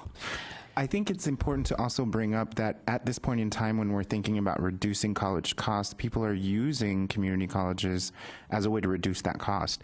So the question, why would someone get an AA and then move to a 4-year institution? To save money. 90% of our students at South Texas College do exactly that, and we do advise them to apply for a BA after they receive the AA, even if it's in a different major. Okay. 3/4 of Collins students transfer for a BA. It's also possible for a student to transfer while they're working on their BA after transfer to retroactively get the associate's degree when they've completed all the requirements. So looking at this handout, one of the attachments you sent, the lower division sociology courses at top transfer institutions, social problems is at 1. It's at Texas A&M University San Antonio. It's only 1. Let's see. So it's this. There's a spreadsheet. It's got the top 10 transfer institutions. So it's A&M San Antonio, UNT Dallas, A&M, U of H, UT San Antonio, Texas State, Sam Houston, A&M Central, UT Austin, UT Arlington, and the only school of the top 10 that teaches social problems is San Antonio, Texas A&M. Ben, this is just the top transfer. The top. Yeah. So where most of the transfer students are going. I think that's how that's supposed to be interpreted. Top transfer institutions is what the spreadsheet was. Yeah. Thank you. It's a prereq for upper levels. But not for us. So not for us. Except your community college. So we need to pull it back together. We need to get it back together. Right. Because it seems like the community college is pretty much, we teach social problems, and it's part of our core, and it would make sense to be part of the field of study, but you're saying at the 4-year, and you get there, but so here's my question. You did say that if we offered classes at the 2-year institution, and when they come to your institution, it wouldn't necessarily count in your core, but you could fit it into a elective, is Yes. what you were saying. So if we don't add it in the field of study, for your university, all we would have at community college is intro to sociology, and that's just not So if gonna work. so, if somebody transferred in a lower level marriage and family class or a lower level social problems course, it would be counted as an elective for the university. It just wouldn't count in the major. Because I misspoke a little bit ago, but we require 34 hours in the major, and 31 of those are upper level classes, upper level hours, and the only lower level we have is intro, and everything else is an upper level class. So, okay. Because we don't teach any other lower level classes. So we're over here. Basically, I mean, we can break it down different ways, but the junior colleges are over here teaching, in essence, intro, social problems. Don't get mad, I may not say the exact thing. Marriage and family, and maybe minority studies. Okay, so we got 4 courses, and then there's others, social, all that stuff. So you're on that side of the aisle, and in essence, this printout, basically there's only one course that's going to apply to your major that we're teaching. There may be some others that could apply to their degree plan as an elective. Yes. That's it. That's what we're talking about. So then if you bring those 2 divides back together and apply it, here's my question, because I'm not getting it. What are we doing here in terms of operationally defining a field of study? Are we looking and trying to save money for the student? Are we basically saying we've got to only do 1 course in our field of study and we can all go home? Or are we going to, I don't get it. I mean, I'm not sure. I'm not getting it Is either. anybody else confused by this, or is it just me? We dealt with this problem. UHD works with Lone Star, works with HCC continuously. For our degree plan, we have 21 upper level, we have 6 any level, and that takes care of that problem because they're not. But the vast majority of the major colleges are not doing that. Well, I'm not sure That's if it's right. the vast majority. It's the top We make some transfers. exceptions. Right. So, for example, one of the things that we will do is we'll take 2 lower division courses and we'll count them as 1 upper division elective.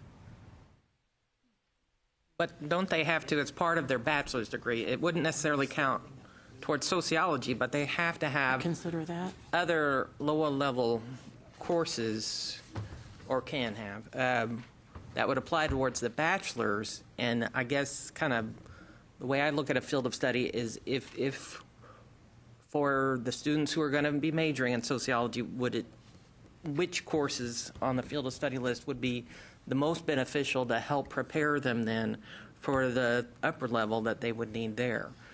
If you could designate, okay, the university That's says good. 6 hours lower level are That's part of the degree overall, which ones would be the ones that you would want to help provide a foundation for the upper level courses that you offer?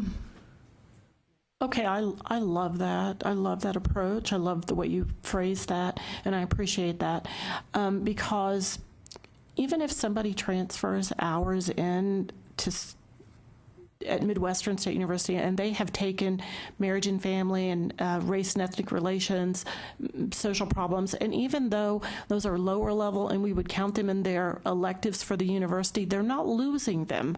And there are plenty of students that they just start at Midwestern and they take everything that's required for the major, and then they still use their electives and take extra classes in sociology too. So it wouldn't be much different. Plenty of students do that. And I would say that any of those classes would support a major in sociology. Just as an example for Prairie View, we offer 7 1,000 and 2,000 lower level courses, many of which we're going to talk about today. So we do accept courses from here, like social problems, that's a big one, minorities and general sociology being the other 2.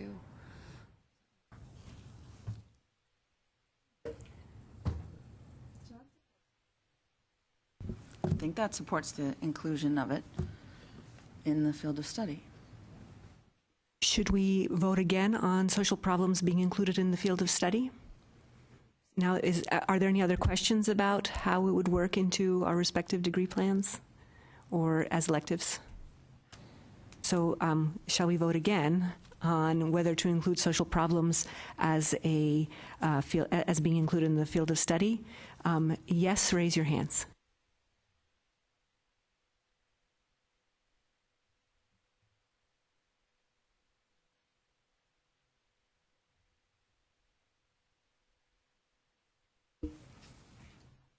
So one person said no? One person. Okay, so I'll have to say. Okay. Oh, So just to be clear, so in terms of not including social problems in the field of study, so no, please raise your hand. Abstain.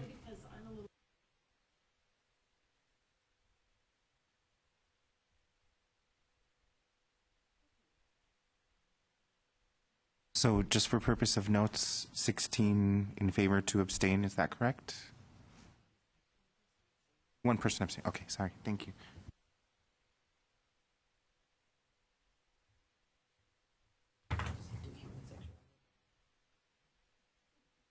Okay, so we're going to move on to marriage and family, and this ACGM describes it as sociological and theoretical analysis. Sherry, I'm sorry to interrupt you. Did you want to review the intro stuff, or do you want to wait till the end? Well, do you have it? Yeah. Okay, well, maybe we'll go back to the intro stuff. You do too?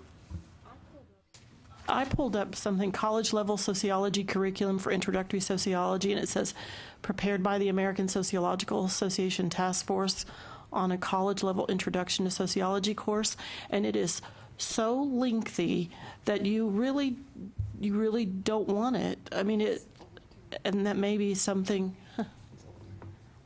it's just, oh, okay. What year was that? I don't even know. Maybe he's got something more recent?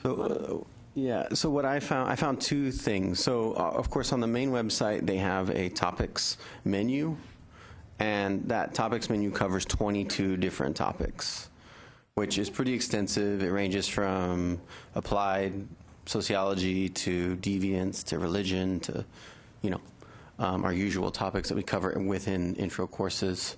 But many of them, of course, get lost in the 16 weeks, right, or however long we have.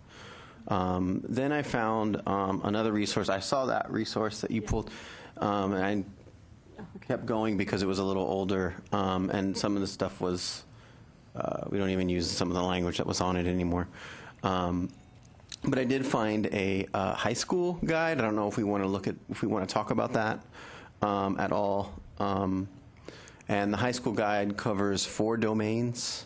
The first domain is the sociological perspective and methods of inquiry. The second domain is social structure, and within social structure, it discusses culture, institutions, and society.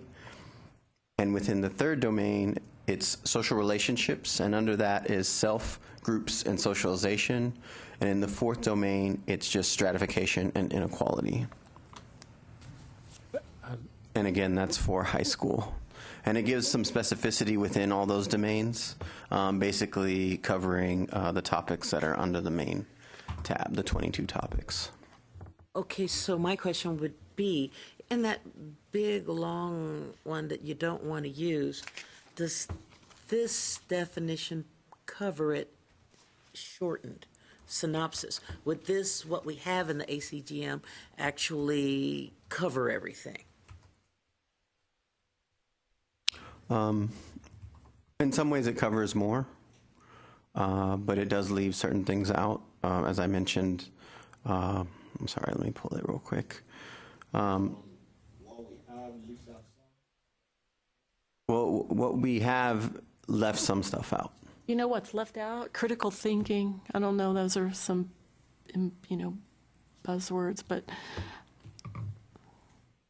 important nonetheless. Those are important. Critical thinking is important. I would argue that perhaps it covers most of what the ASA suggests. And it doesn't cover critical thinking, which I think is an important part of sociology in general. Or intersectionality, as Rolando noted. Right. So I guess we can come back to the definition. If you want to cover that now, do we want to just leave it as is? Or add a couple of words? It's kind of up to the group. I think the description is good as it is. I might want to take it to a vote. Okay, then we'll go ahead and take a vote. Somebody want to make a motion so we can vote on it? Okay, so all of those who agree that we should just leave the wording as is, yes, raise your hand. And all of those who oppose? 3 that oppose. I should say that that all the courses in the ACGM are revised periodically by committees similar to this one. There are committees, I'm not sure how, I think this committee is 12 people with 6 representatives from colleges and 6 from universities who meet periodically to go over all of the ACGM courses in their discipline. They look at the course offerings, the enrollments, trends in the courses. They also revise the learning objectives and the course descriptions and the course titles. They're called learning objectives committees. I'm not sure the last time sociology met, but they tend to meet about once every 5 years to make sure the ACGM is coherent. So if you would like to serve on one of these committees, let me know, and I'll make sure to let you know the next time a call goes out to solicit nominations for the Learning Objectives Committee.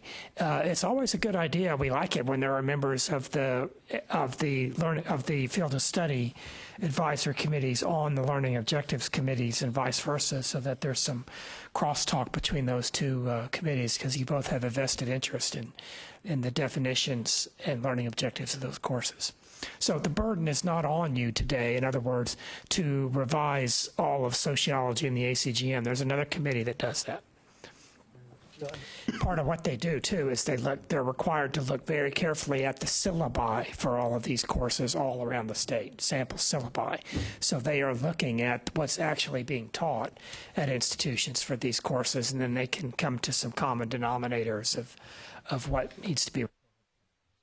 And just to confirm what you just said, like if you're a novice professor like me and you'll be in every single committee, you will see that your part of your job will talk about critical thinking, core objectives, the social responsibilities. So there's so many overlapping, and actually it's not. Someone else will address it very well in different committees, and it does not necessarily mean there's a lack of a perspective when it comes to that specific objective. That's true. If Intro to Sociology is often taught as a core course, which I'm assuming it is, taught by almost every university's core course, college, it checks certain boxes for the core curriculum learning objectives, one of which is social responsibility, personal responsibility, critical thinking.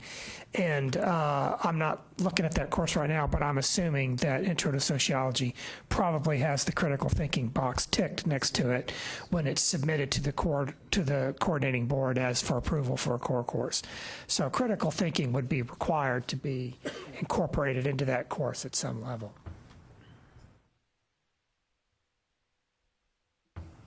I believe we still need a motion to include the class in the field of study. Okay, there was a motion. There was a motion, and we did. No, that motion was for the language, not for inclusion. No, we already did. We did inclusion first. No. For intro, that was the first vote we took. That was unanimous. Oh, I'm sorry. Apologies. Trying to be uber careful. Sorry.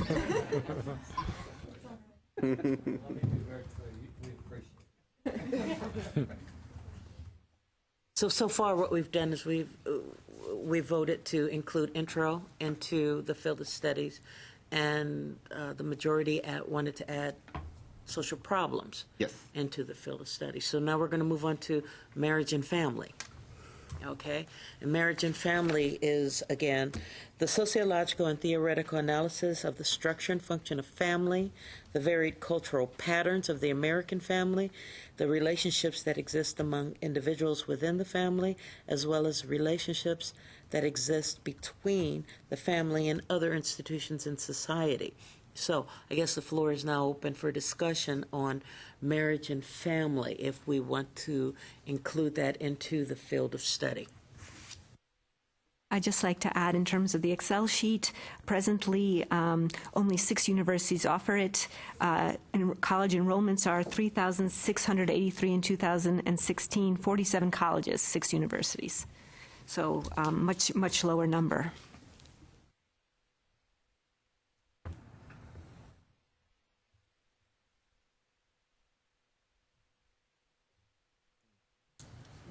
That's a yay or nay. How many presently here your lower level junior college institutions offer marriage and family. Most of us do, correct? Mm-hmm. Yeah. See, I'm sorry, but my mind works. Here's how my mind works. We have to clarify purpose, and when we have dueling purposes, I think we get confused. And I am a smart guy, but I am confused. Is our purpose to streamline in these field of studies, the way Alan presented it, is our main purpose to save the college student money and streamline it in that way, or is our purpose to include in the field of study things that we feel are core to the sociological curriculum, and those are at cross purposes given what we're hearing from the major colleges in terms of what they can accept as a part of their degree plan, not what they can accept as a part of their elective stuff, but as part of their degree plan. So until I understand those purposes, I get confused. That's all I'm saying. Well, I would say anybody else? It's the latter. It's the latter? Your priority should be what are the core things that a student needs to know at the lower division in order to succeed in upper division level courses. I appreciate it. If that's the case, then I am strongly on board. Don't worry about the number of semester credit hours. That'll take care of itself. I mean, we want to give attention to saving students money, but our priority is for you to decide what needs to be the undergraduate lower division level requirements for sociology. I then strongly, just me, I strongly support marriage and family as part of the field of study. Me too. Just as an add-on, you can't turn on the news right now without seeing how important to the core of society our families are. Yeah. So can I make a motion to include marriage and family in the core, and then maybe we can vote on it, and if there's more discussion, if there's opposition, address that? Keep in mind that once the field of study is decided, this will go out for 30-day public comment period, and institutions across the state will hold faculty meetings and look at this. Although in the summertime, I don't know, we might get less attention from whole departments. I hope it will still get to people's attention. Part of your job is actually to make sure that your colleagues at your peer institutions, your system institution, your division institutions, district institutions, get word about this and have an opportunity to reply. And if universities don't like it, believe me, they will tell you. And we will you'll be sent a copy of every public comment, good, bad, or neutral, and we'll be asked to respond to it. So if we're putting in courses that universities are going to have a very difficult time fitting into their degree plan, or that universities are insisting they want to keep at the upper division level, then we'll hear from them and we'll have an opportunity to respond. Okay. But I'm understanding that as much as we might say that marriage and the family is in the field of study, the family course that I teach is an upper level, and it will remain an upper level, so that when the marriage and family class is transferred in, I will count it as an elective for the degree, but not within the major. And I am all for that. I'm willing. And I think that's what you're getting at, that the more courses that we put into the field of study that are not going to be accepted at the 4-year, the more we are contradictory to the streamlining and saving of money. Right.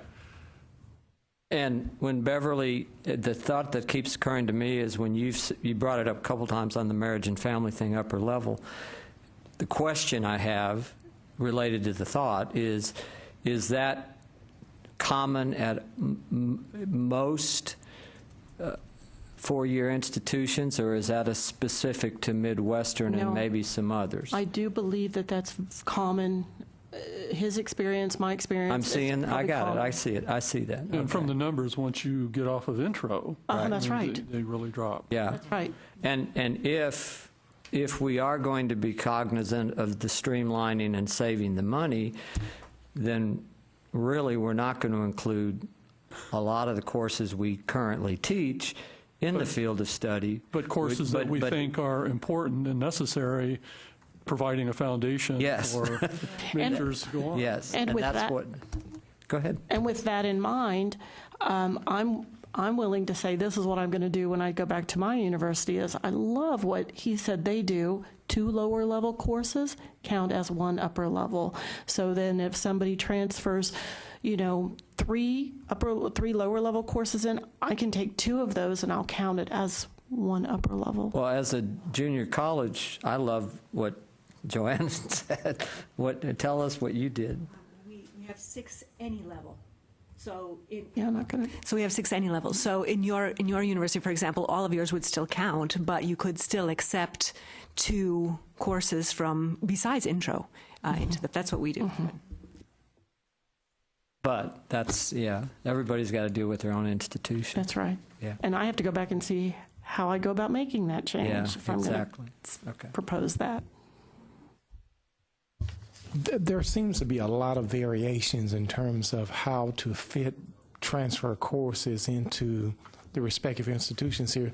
But let me just paint a scenario. Let's say Joe Blow transferred in with an associate's degree, and they are technically a junior. Regardless of how the courses will fit into the universities, they transferred in from a JUCO. My question would be, regardless of how those courses of what they've taken and completed fit in, can they still graduate on time? Regardless of how courses are going to be fit, are we going to put it over here, over there, and so forth? Can they still graduate on time? Should be able to, because even if I can't figure out how to do 2 lower levels and count it as 1 upper level, all those courses that they take could be their electives, which they're going to have electives anyway. And they can go right in that section. But the Cliff Notes version of everything we've just said here is the more courses we put in the field of study, the more difficulty we might bring in terms of a student graduating on time. Is that correct? I mean, if we chose 4 courses for the field of study as opposed to 7 courses, we are now bringing issues up for that student in the 7 field, right? Mm-hmm. Okay, that's Yes. what I'm asking. Yes. Can I ask a question? Is it possible, I don't know how complicated we can make this or how complicated we want to make it. That's probably not the way to start out with this. But is there a way to take the remaining courses and to say they can be, some subset of these can be accepted as certain number of hours in the FOS rather than saying, because we're going to go through each one of these, right? And I'm assuming we're going to say 2 or 3 or 4 of them should be as, counted. So can we say that we'll accept 4 of any combination of these for 6 hours or something like that? Is that possible?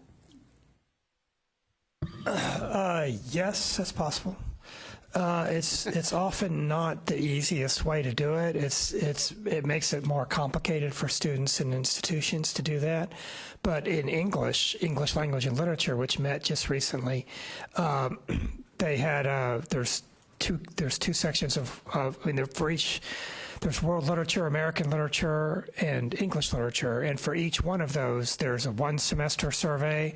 You can have American Lit 1, American Lit 2, American Lit survey. British Lit 1, British Lit 2, British Lit survey, right? World Lit 1, World Lit 2, World Lit survey. And rather than pick favorites and say, well, we're going to require British but not American, they made a menu where they said pick 2 of any of these courses. so long as you don't pick the survey and one part of the section. So you can't take World Lit 1 and then World Lit Survey because you'd have duplicated course content. But you could take American Lit 1 and British Lit 1, or you could take World Lit 1 and World Lit 2, or you could take World Lit Survey and American Lit Survey, so long as you pick 2 of any of those 9 courses. So if you feel strongly that that's the way you want to do it, you could do that as an option. You could say the field of study will include one of the following courses and give options there. But again, in the case, the reason why English did that is because the courses are really all equivalent. The exact course content really didn't matter. Do you see where I'm going with that? What matters is that they took a historical survey course. It seems to me, I'm not a sociologist, but my 2 cents is that the course content of these courses is starkly different. Marriage and the family, sexuality, minority studies, social psychology. If you create a menu option like that, essentially what you're saying is, I don't care if you take criminology or minority studies. It's all good. It's all the same to us. And we want to be sure that that's really what you want to say. Okay, and I agree with what you're saying, but what happens with sociologists is we all have our niche where we want to go, right? So you have a student that, I want to go into criminology, and I want, so give them the option of taking criminology. Or we have other students that want to go into medical sociology, so give them the option. But again, I agree with you, we can't give them all. At my community college, what we do is I rotate it. I have the basics that I do every semester, and then I rotate in minority studies, criminology, and I rotate them so they don't come up every semester. But then the students that say want to go into criminology, they know, okay, this is going to come up in the spring, or this is going to come up in the fall. So, it's not that we don't care which ones you take. It's just that the field is so broad that you want to give, the students options. Because if I'm going to transfer to Midwestern, but I want to focus on medical sociology, I want to, at least have my electives in that area. Well, one thing, I'm glad you brought that up, because I forgot to mention that one thing that you can do is create tracks if there are more than one way to go through sociology. For example, you might want to consider having a separate teaching track if teachers of sociology in K through 12 have to have certain requirements. I'm not sure that's going to be the case here. But in some cases, like a kinesiology committee met a couple of months ago, and kinesiology decided there are really 3 different ways to go through kinesiology academics. One is a science track, one is a teaching track, and one is a pre-professional track. If you're going to go on to graduate school to be a physical therapist, you have to have these lower division courses. If you're going to teach kinesiology and be a PE teacher in high school, then you have to have these courses, which are different. And if you're going into academic studies, then you need to have something else again. You need to have more math. You need to have more math than the PE teachers. The PE teachers have to have more physical ed courses. See where I'm going? So it's possible to have tracks if tracks are going to be necessary for certain degree paths. So I don't know if teachers in sociology, if there's enough of that, if there are different requirements for teachers in sociology in K through 12. Is that even a teaching field? It's really not, is it? They don't really teach it in high school. Just general social science. I do have a question. Is there a minimum number for the field of study or a max number, or just everybody's different? Nope. Minimum of 3 semester credit hours just to justify us all being here, I guess, and then maximum of 60, which is the associate degree. If they had, they could get an associate's with field of study or by completing. That's right, but that's only if a field of study is very large and can't be done. You couldn't possibly complete a field of study and the 42-hour core in 2 years. Okay. Yeah, which is a rare case, but it happens in engineering and architecture. Yeah. But I'm being facetious. I mean, you could have a 0-hour field of study, in which case we just. So given the reality of what the major colleges, the student will encounter at the major colleges with basically the introduction as one and the others being elective. my thought is maybe what we ought to do is, and how we get there, I don't know, but just choose 4 courses, say our field of study should be 12 hours, because we don't want to overburden the student in terms of streamlining and their electives, and try to figure, and whether we choose the top 4 and leave it at that, or say something like we're going to take introduction, and then you can do 3 out of these options or something. But in my opinion, I don't think we should, given what we're hearing and what the realities are, I don't think we should go beyond 12 hours. Just throwing that out there for you to think about.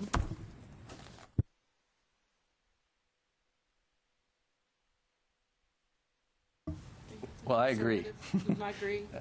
I mean, I think there would be real constraints on students if we had 18 or 24 hours or something like that. Students would show up at Texas State, and it would delay them, and it would cost them more money. And angry. Yeah. Can you speak to just a little bit of why only the one lower division and then moving the students into the upper division? Well, so this curriculum was designed before I arrived at Texas State, so that was 14 years ago. The only thing that's changed since I've been there is the ordering of our stats and methods classes, when you take them and what order you take them in. Otherwise, the number of courses that's required hasn't changed, the number of hours hasn't changed. But what constrains us at Texas State is that we require a stats course, something called applied data analysis, which is basically how to learn SPSS, right? And then we also have quantitative research methods and qualitative research methods. So we require all of those, in addition to intro and theory. So for our BAs, that only leaves 15 hours of electives. They're all upper division. And all of those courses I just named, all of them are upper division except for intro. 39. No, and mine's 34, and we have 18 hours of electives, upper level electives, and we're constrained by research methods, theory, applied sociology, and then a stats. Like the elective. Our things are all kinds of other courses, medical sociology, disability and society, a gender course, just so many electives to choose from. That, as you were speaking, like the social work, it may be prudent then to consider requiring as part of towards their math perhaps or something, requiring the statistics or methods. Yeah, well, I was thinking in a course that they could still use if you're not requiring that many at lower level, but it would apply towards math rather than just a general elective. The stats class, for example, we don't have a lower level stats in sociology, but looking at what social work did with their field of study, they put a math stats in their field of study, and would that be something that's beneficial, do you think? I don't know the answer. I'm just putting it out there. It's more complicated than it's complicated by other things. Like, for example, until recently, like a year ago, stats was taught from our psychology program taught stats, and when anybody wanted to transfer in stats, the psychology chair had to approve or not approve. And it wasn't, because he taught it. And they're not going to accept a lower level stats. We fought just to get junior or senior level stats from other places on the campus to count. But anyway, they're just, I don't know, it's a can of worms. They would still need an upper level stats, but they have to have some kind of math. I'm asking, would it be beneficial to suggest that they have that lower level math in order to help math stats, in order to help prepare? I taught upper level stats. So. I understand totally what you're saying. I think that students have a lot of difficulty. I think math itself is often a weed out class, And so any kind of preparation that you can provide them when they transfer to a four-year college, I think would be really beneficial. I think when you speak in methods and, okay, I teach quantitative data collection at UNTD, and most of the students I have are like seniors. And I can understand not having very much leverage with that one, because that course there, that's not changing there. That's one. We'd be wasting our time to talk about that one. I agree. I know firsthand with that one. That one is not changing. No, I agree. Yeah. I think we will have to address if any other courses that are not on this list should be added, but maybe we can go back to the ones we have, and then we could also talk about core courses that we would like to require. But I guess at this time, perhaps we should vote on marriage and family to be included. Did we already vote on that? I don't think we did. We haven't, and you should point out that that's public. Yes. I make a motion to vote on marriage and family. Thank you. And I did want to mention, my co-chair asked me a question which perhaps would be relevant to everyone. The courses with the largest number of institutions providing them are, of course, intro, social problems, marriage and family, and minority studies, just kind of for perspective. But now to go back to the motion. So all in favor of including marriage and family in the plan?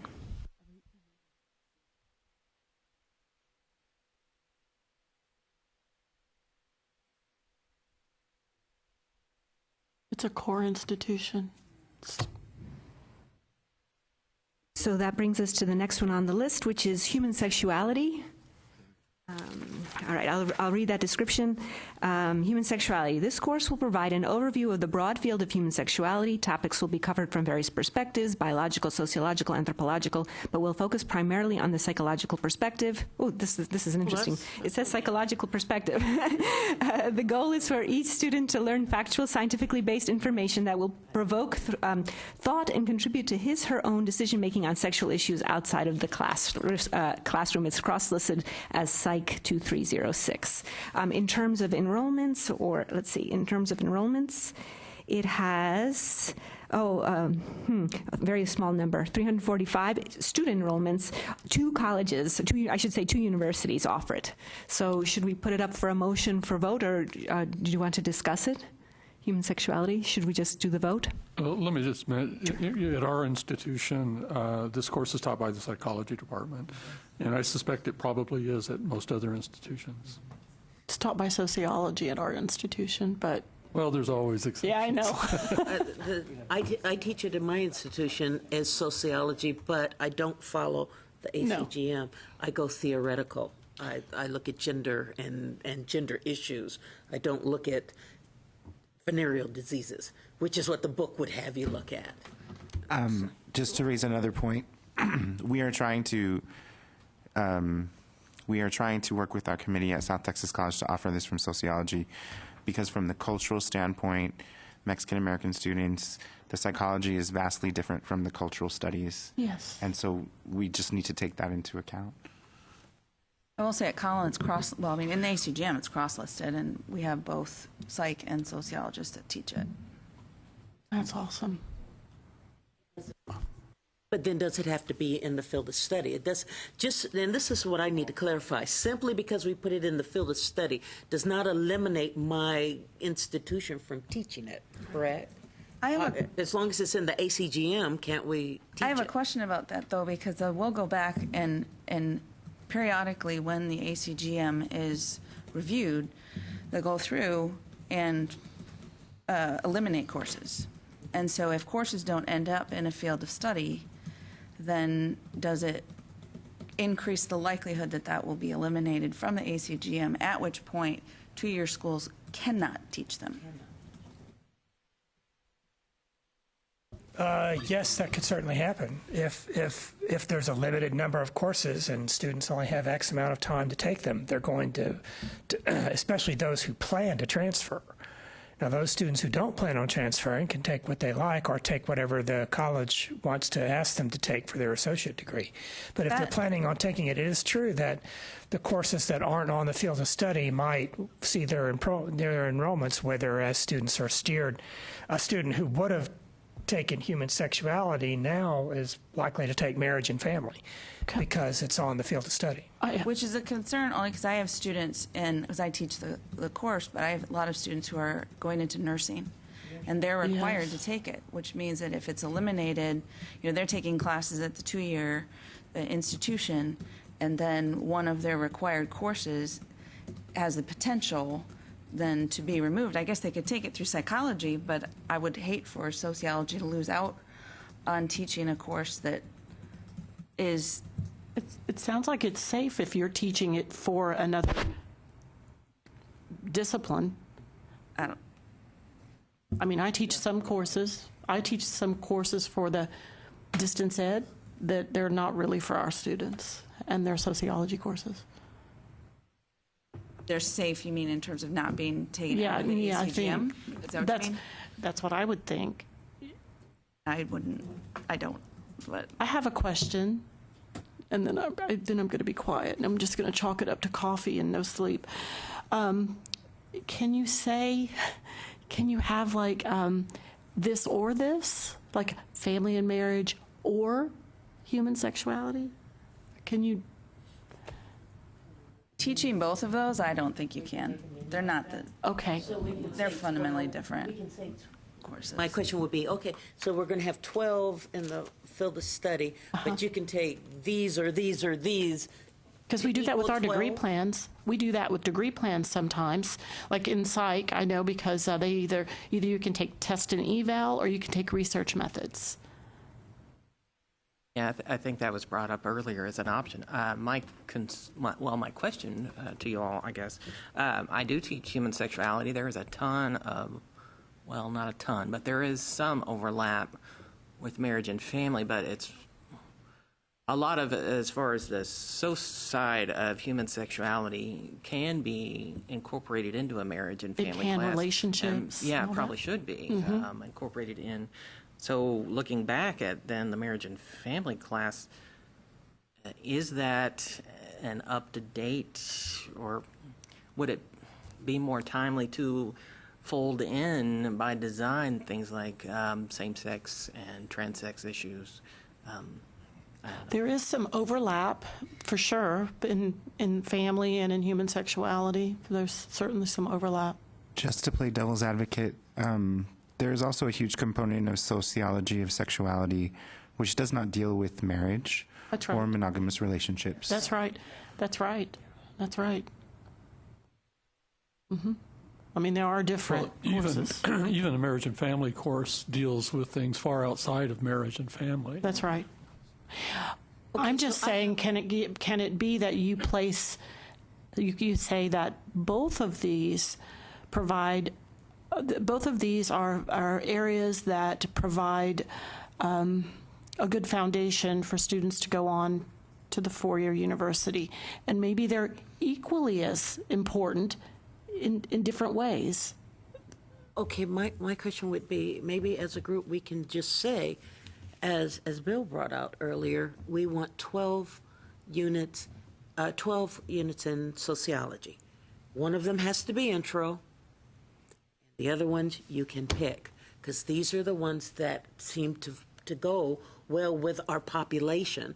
These are the ones that seem to work. And in other words, at Grayson, I can pick the ones that are good for Grayson, and then you can pick the ones that are good at your community college, and we can work from there. And maybe just have a generic field of studies. Intro, and you need to pick 2 or 3 others. Does that make sense? I don't know. Who's picking? Who's doing the picking? You said the student and their college would be making. In other words, when I'm dealing with my students one-on-one, the first thing I ask them is, where do you want to go with this degree? What do you want to do? And some of them say, oh, I'm going to be a nurse. Well, if I'm going to be a nurse, you may want to take drug and alcohol abuse. You may want to take human sexuality because that fits with your institution and what you have to offer, right? And so we haven't eliminated it. We simply say now at this point, your university can tailor it to fit the student's need. The concern is with our junior colleges is with more options, you will be faced with the confusion, lack of advisors, and then you will have so many issues that we cannot catch up with all these choices. Giving them more choices sometimes is coming from high school with all the standardizations issues could be problematic, at least on my level, because you have to do more individualized learning, which is I encourage totally in theory. However, from practical standpoint of view, it will be you need more explanations and more advisors and people who coordinate the work between the advisors and the college plus the department. I disagree. We're actually being asked to advise our students, and academic advisors are being phased out at our college. So I feel what you're saying, but I disagree with what you're saying. Well, and my point is that each, as we can see, even in this room, every institution has their own goal of what they want to do, right? So if we limit, if we say, oh, we're only going to take 4 of these, and quite frankly, I teach all of them. I don't teach them every semester, but I teach them all. And you would be limiting me what I could do in my work, right, and working with my students. Whereas if we just say, okay, you have to take intro, and then you need to choose from the group that we have here, I mean, I don't see how that would hurt any institution or hurt any student. I think it would, at your institution, you say, hey, well, we're not going to cover all of these. Because at Grayson, we didn't. I had to argue to get these on in the rotation. So your institution may say, well, look, we're only going to offer this, this, and this. And that's fine. You know, and it doesn't limit me. Now, including a course in the field of study doesn't mandate that a college has to offer it at any time, right? And then that makes the case for including all of these courses in the field of study. Just as options. As options. As options. Since the major requirements are going to be a limited number of hours, we're only going to be throwing so many problems at the 4 years and trying to fit those hours in. But this gives a wider range of options for, one, the individual school, plus the students at those schools. But then if we are to also decide which of these courses provide, this is where the subjective part comes in too. It's not just about the hours, it's about which of these courses really do prepare the student for the 4-year experience. And the argument could be made that, you know, while family and human sexuality are very different, they overlap, and maybe as far as preparation and importance, they're equal.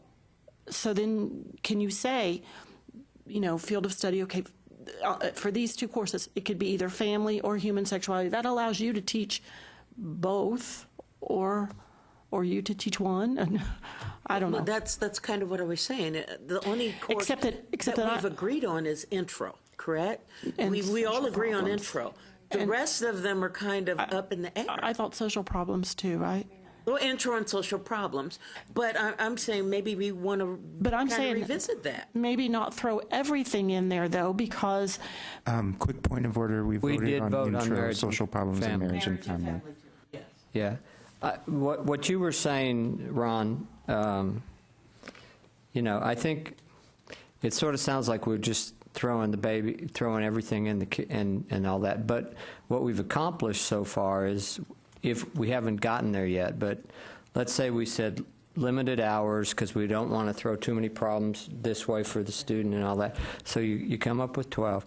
If you put in most of the courses that are currently on this list and just say you got this one you have to do and you can do these other, it's kind of a cop-out, but it also, I think, leaves the junior colleges with flexibility. I know the way that would end up playing out at Wharton is we're going to just keep offering the 4 courses we offer, and the students are not going to have access to these others, but the 4 we offer would be in the field of study. Yes, and it's exactly the same 4 courses we offer at Del Mar. Right, and that's exactly how it would play out. But maybe at Grayson, it would play out a little differently, but the end result is the student's going to be going off to Midwestern with 12 courses, or 12 hours, 9 hours of which are going to be electives, whatever they are.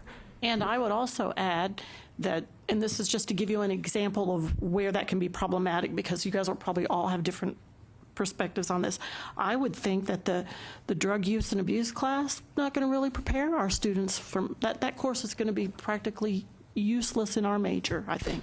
Well, and I think then that's if we went in the direction we're just talking about, then the purpose that we would have to have for the rest of the day or whatever is which courses don't we want, not which courses do we want, which courses do we not want in there, and then our work would be done. And I'm not trying to cop out and hurry up. I'm just saying, you know, this is what we'd be looking at if we went that route. And again, I think the institution is still going to end up making a lot of decisions, because at Grayson, we're working very hard to have a 4-year nursing degree. And once we get that, my sociology department is going to need some of these classes, and it doesn't matter whether it's in your field of study or not, because we're going to be putting out a BA in nursing. So, you know, so you're primarily so why eliminate, nursing. you know, in other words, why eliminate these completely when there's no need to? We've also had a lot of growth in preparing students for social work, and even in the DFW area, we have a fair amount of preparation for drug and alcohol abuse. And so that particular class, I've actually had a sharp rise in how many students are in it, because there is that certificate at our level that our school offers for DACA, drug and alcohol abuse and counseling. it could be in the future, see, that could be something, since we have a minor in medical sociology, we just don't have an emphasis in that part of it. Yeah, in the future it could be, but right now, nothing. Okay, I have a question. My concern is about the whole field of study. My understanding is, according to this, the student is transferring a block of courses that will transfer for academic credit, correct? So if we add multiple courses in there, like if we do the 12 hours, the expectation is that entire block will transfer, which it won't transfer. So my concern would be limiting the number of courses that are in that block. It'll transfer as an elective, but not necessarily as a requirement.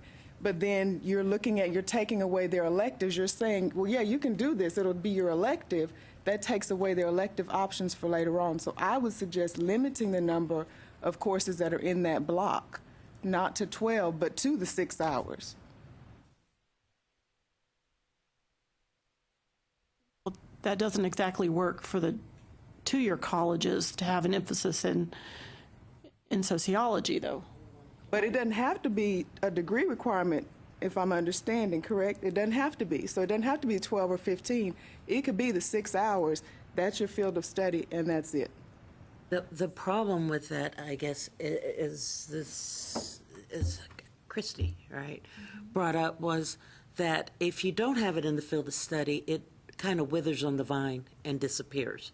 And that will drastically impact community colleges. I don't necessarily understand in terms of I don't feel like we're limiting their electives. They're choosing to take an elective maybe earlier than they would have. Yes. But I don't see it as limiting their options. And it does provide support for even if I transfer in your courses and they're just go into the elective section on the degree plan, they still do provide support for the major in sociology. It provides added support for what they're going to be learning in our... Question for the major colleges. If you had a field of study defined, when it came time to redo your curriculum at some point, and I know there's all sorts of twists and turns, but you said 14 years. Let's say you go back and say, it's time to redo our curriculum, or somebody said that. Would you, given the realities of what you face with the upper level, all the stuff, would you consider, would the field of study defined by this board and by this institution here, would that impact your thinking as you redefined your curriculum at some future date? I'm not sure I understand the question. I'm not. If there was an existing field of study recommended by this board for 4 courses, and only one of them was currently included in your degree plan, and you redid your curriculum, would the existence of that field of study have an influence on how you redid your degree plan? Yeah, I think it would have to. I mean, so there would be some significance for this board in defining that, whether it's in the future or not now, but it could be in the future. It would influence your thinking. That's my only question. Yeah, I think it would have to. I'm already thinking about things that we might have to change based upon what I'm hearing, because, for example, the way that we do the 2 lower level classes and count as 1 upper division, if we do 12 hours and they only come with those 12, 3 of those we're going to have to figure out what to do with, because it wouldn't work. Because you got 3 hours that don't fit in anywhere in their lower divisions. And we don't. And so, for example, social problems, I don't know what we'd do with it. Yeah. My hope is that a student would come with 1 other lower division 3 hours, so I could combine it with social problems and make it an upper division, but there's no way for me to know that that's what's actually going to occur. And I'm not even sure if that would fly. I'm just thinking I'm going to try that. I don't know what's going to be done at each level of academic council, my own college, Yeah, those decisions are made by various campuses. Not just me. And you do have the liberty to revise your curriculum every year. There is curriculum division going on every year. If you've been doing it for 10 years, it doesn't mean that you cannot change the curriculum. It's not set in stone. The faculty of any program, they come together and said, this is what we will be teaching. And that changes as reality changes, as things happen in the country and the world. So if we do what she suggested, the co-chair suggested earlier, we have 1 required course, intro, and then have a menu. Approve maybe most of these other courses on here, and they will be in that menu. I think it will work better when people transfer. They're all transfer. I did want to add, I want to say something real quick about this, is that I actually would be more inclined to keep it as it is and I would be happier with students who've taken every single one of these courses than I would with students who picked and choose what they wanted. Because they're going to be far more prepared for sociology, even for courses that what was the one that had the human sexuality that had a psychological perspective? I mean, is it going to inform our students directly for sociology? I think there's an argument for that it could, and it can get them thinking about the social sciences broadly. I mean, how many of us borrow from other disciplines? I mean, we all do. I hope we do in our teaching. And so I think that for me, I'm an advocate of keeping all of them as they are. If we do the pick and choose menu, there's things that are going to be sacrificed. I think it's finding a balance here, because then we're back at square one where we're putting the student at a disadvantage. But that's not our job is to make sure that the students have a base and an adequate understanding of sociology. I don't think it's about making sure that the students can afford. That's not the primary goal here. I know, but isn't it a balance between those 2 issues? That's not what he said from the beginning. Our suggestion, though, is to accommodate, since what you're doing doesn't jive with having a recommended menu.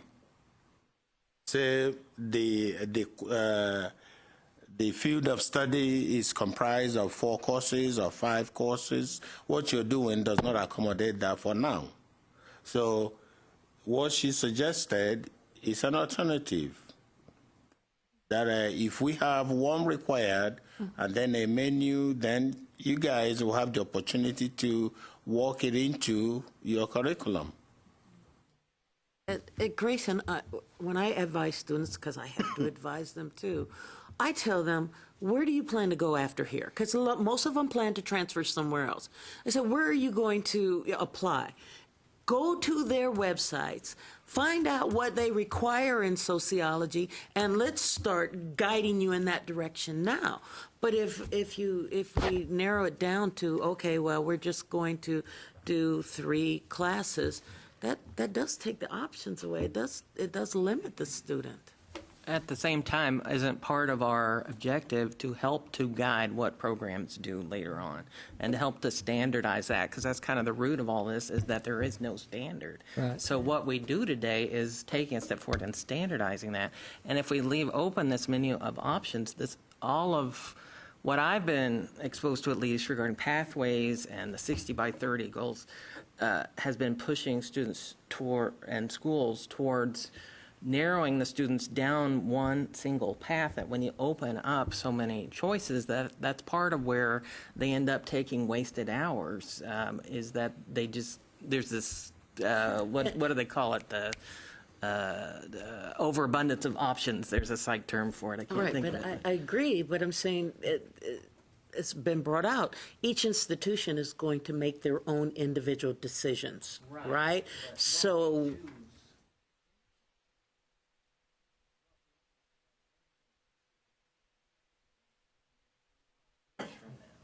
right, so we start eliminating some of these, which I feel like all of them, except for maybe the 2-unit cooperative study, because I like the 3-unit cooperative study, but that's just a personal preference. That's about the only one that I look at and go, well, you know, we can eliminate that one, but the rest of them are pretty solid foundation courses.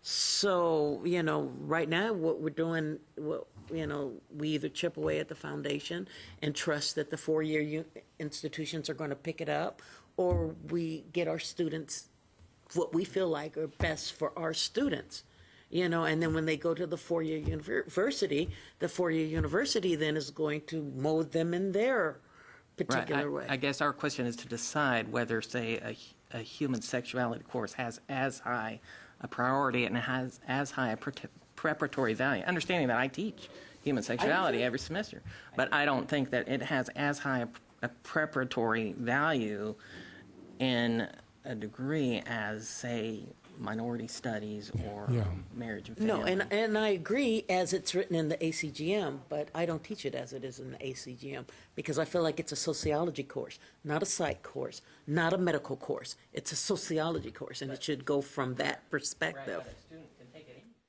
anyway. Yeah. And then if they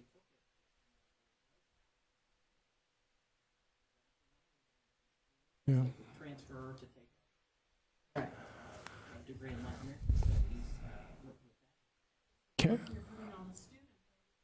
I mean, if you have your students take 9 hours or 12 hours or 15 hours or whatever, because everything but intro is an upper level, all of those are going to go into the elective category, whether it's 3 or 6 or 9 or 12 or 15 or 18 or whatever you're requiring.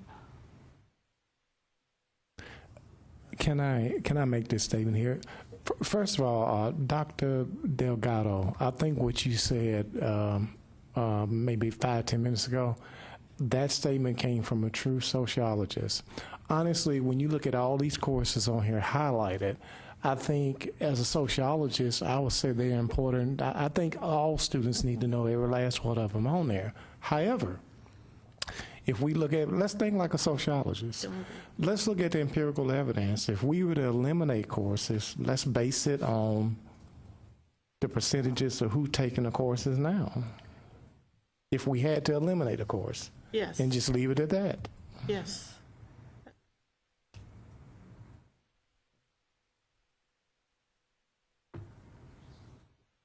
Can I respond to that? So I think that I disagree with that.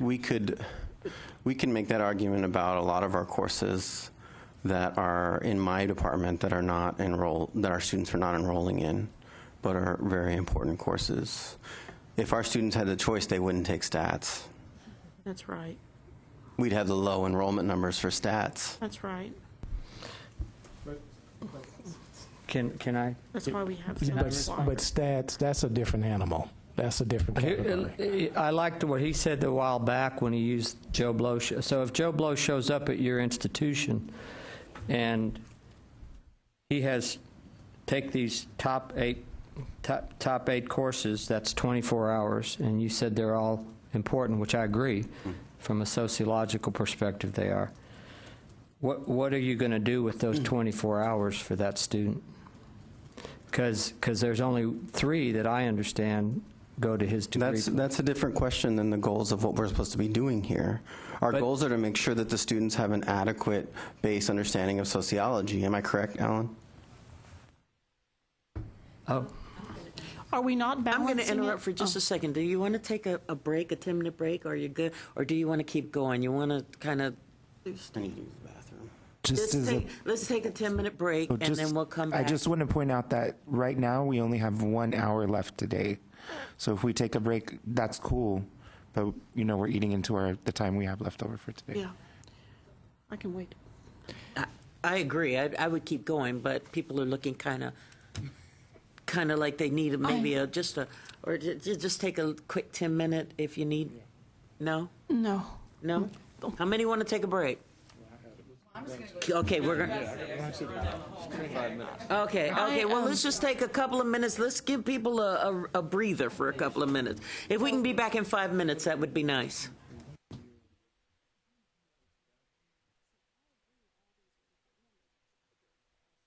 But I'm trying to balance with the number of hours and what...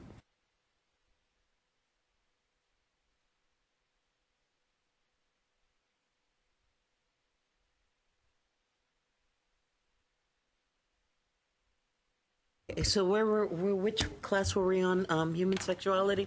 Are we ready to take maybe a vote on human sexuality?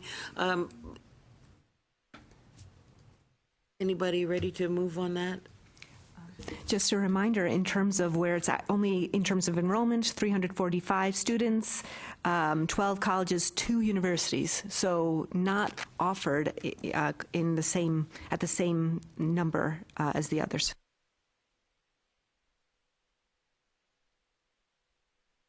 I guess one of my concerns, and I'm just going to throw that out there, is that, if we pick these classes, the rest of them are going to disappear. But they're really not. They're still going to be available to community colleges to teach and to incorporate into their programs if you need to. I guess, and this is just a discussion we were having over break, was that we don't want to include them all, because we'll be copying out, is what the word was, if we just give them a menu choice. We don't want to cop out. And we don't want to insist that they take classes, and then when they get to the upper level, they can't take the really cool classes in the upper levels that they really want to take, because they've been limited into here. So I don't know. We did have a suggestion earlier that we just pick, 12 units and as field of study. So do you want to maybe discuss that for a bit, or do we want to continue going class by class, yay or nay? So it's up to you all. I just have one comment about the value of human sexuality. One thing that's not represented in marriage and family is third gender, which is very easy to place in human sexuality. It's also Pride Month this month, and we need to be aware of the fact that there are many new sexual identities and gender identities emerging in society today that aren't necessarily interacting with romance or marriage. I think most universities... if you look at the outcome of marriage and family, for example, if you look at all these things, number 4, we'll talk about critically evaluate such issues as sexuality, partner choice, resolving marital issues, having and raising children. I think it's very well covered in the family and marriage classes, at least in our colleges. Do most universities teach gender? Because I teach a gender course, and all that stuff's there too.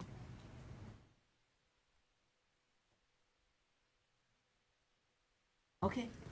We'll just go ahead. Then all of those in favor of keeping human sexuality in the field of study, yes, raise your hand. And all of those opposed? I'm going to abstain.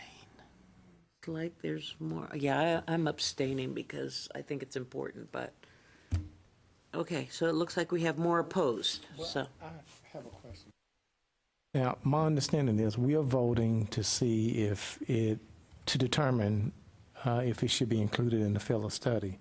We're not voting if the course should be non-existent. Okay. Yeah. I mean, the reality is I'm still going to teach it. I don't care if it's in the field of study or not.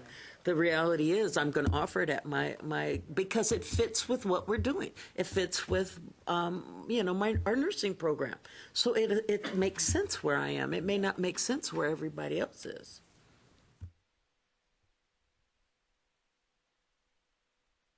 Okay, so we're going to move on to the next one. The next one is minority studies. Okay, minority studies. This course studies minority-majority group relations, addressing their historical, cultural, social, economic, and institutional development in the United States. Both sociological and social psychological levels of analysis will be employed to discuss issues, including experiences of minority groups within the context of their cultural heritage and tradition, as well as that of the dominant culture. Core concepts to be examined include, but are not limited to, social inequality, dominance, subordination, prejudice, discrimination. Particular minority groups discussed may include those based on poverty, race, ethnicity, gender, sexual orientation, age, disability, or religion.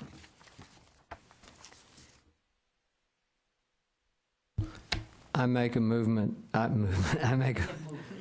Whatever. I'm tired.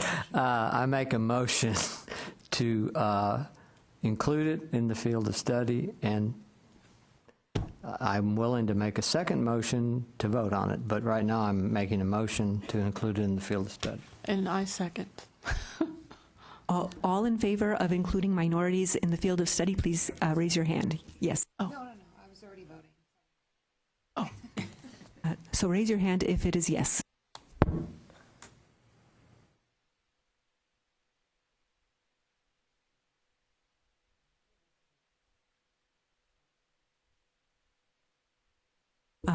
Anyone saying no to include it in the field of study?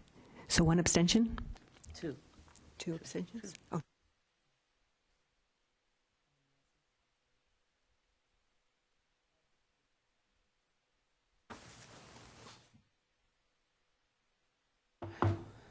Just to point out, now we have 4 courses, so that's 12 credits. So we'll move on to social psychology.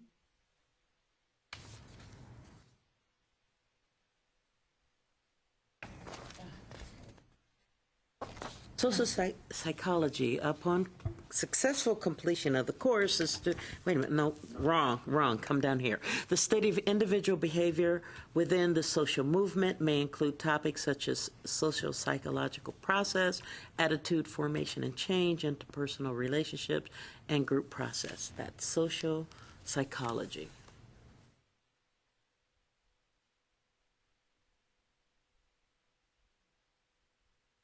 No discussion? I open the floor for discussion. Psychologist, I teach social psychology, a social psychological aspect to every course I teach. I do teach a social psychology course, but not for our majors. I teach it for the distance ed students. And it's my area of concentration. It's just that when I first started teaching, somebody else was teaching it, and he just said, even though he didn't go to grad school and wasn't his area, but he said, just please don't take that away from me. And I'm like, okay, I won't. And over time, I realized that I don't have to teach that course for our majors because I teach social psychology in everything I teach. So there's that social psychological aspect in every topic I teach. How many The statistics, do you have?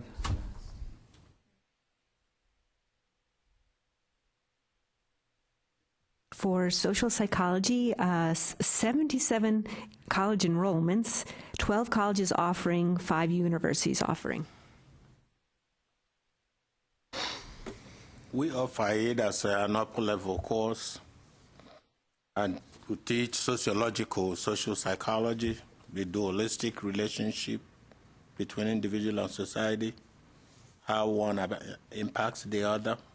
That's kind of the approach that we take. So it's an upper-level course. And again, that's a decision of the faculty in the institution. It could be a lower level elsewhere. It could be included here, but if it's transferred to my university, it will count as an elective. Mine too. Excuse me, Alan, these numbers are only for those taught under the sociology heading, not those in the cross-listed psych. That's right. Okay. Because they are two different courses. There is overlap. There's sociological social psych and there's psychological social psych, and we do overlap some. We read their stuff in grad school. They don't read ours. True. I have a question about that, because in the description it does say cross-listed as Psych 2319. So those do those enrollments then do include the psych course? Some universities will. Our university in the past has allowed the person that used to teach the social psych, the psych people would allow 10 seats in the class to be psychology students. And now that that person is retired, they've hired someone to teach their own social psych from the psychological perspective. You know, there's territorial stuff going on. Social psychology, Psych 2319, is required in the psychology field of study. So that course is already there in their field of study, so no worry about that course dying. It's here to stay. So if it's cross-listed, is it cross-listed with? Sometimes they cross. Sometimes you'll find, even our human sexuality class has been cross-listed with psych. Psych being given fewer seats. They don't want to really give too many of their majors credit for a sociology course, and they didn't really want to give too many of their majors credit to take a social psych sociology course. So now they're going to teach their own social psych course to their students. I know on campus that it's a psych course. It is not cross-listed with sociology.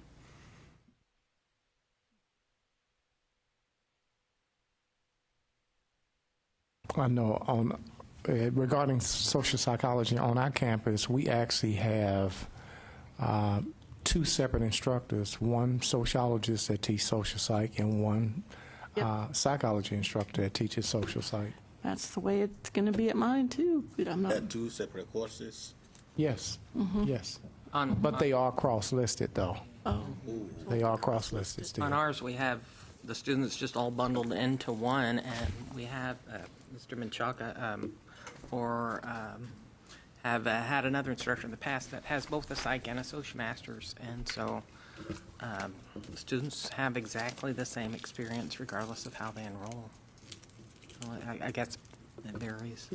The determining factor would be, do they use a social psych book, or a social psych book?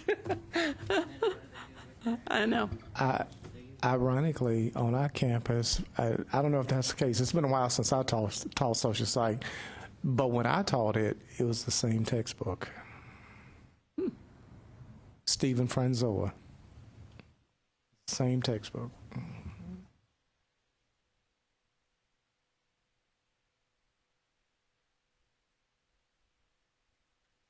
Shall we vote on it? All in favor of including social psychology in the field of study plan, please raise your hands.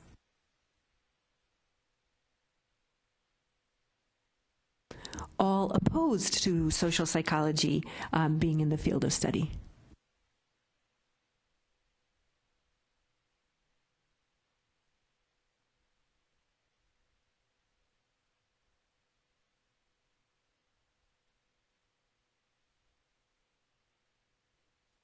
That brings us to criminology. Moving right along. The course criminology reads, the course surveys various theories of crime with an emphasis on understanding the social causes of criminal behavior. The techniques for measuring crime as a social phenomenon and the characteristics of criminals are examined. This course addresses crime types such as consensual or white-collar crimes, the criminal justice system, and other social responses to crime. Can you? Yeah.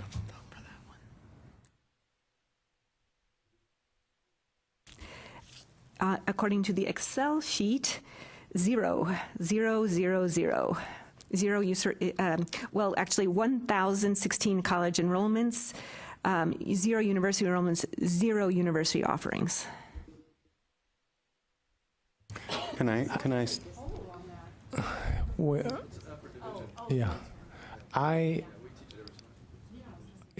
I've been teaching criminology since 2001. Every semester. Prior to coming into the community college system, I worked with the Department of Justice 16 years. So this is my baby, of course. But I understand, again, you just heard me say the empirical evidence. Part of that is that even with our district, when we speak in criminology, we even have differences with our own campuses. Like, for example, Northwest Campus, they don't teach criminology per se. They have a criminal justice program out there. But here we speak in criminology as part of sociology. And there are not a lot of courses when you look at criminology being taught as a sociology course, just a course. It's not a lot when you look at the empirical evidence. Yes, at the junior colleges, it's not. Yeah, on our campus, it's taught on the West Campus, the vocational campus, in their criminal justice program. When I first came to Del Mar, my background had been in criminology, and we explored adding criminology to our sociology curriculum, and just evaluating the numbers of enrollments and the like, we thought we would just undercut each program, and so we've not tried to since. But it's their criminology course is listed as it's not listed as sociology; it's CRIJ. So, I would like to see it stay. As I would like to see it included as a field of study, but that's just my personal bias. So I'm afraid I might not be able to vote with this because I have too many biases about it.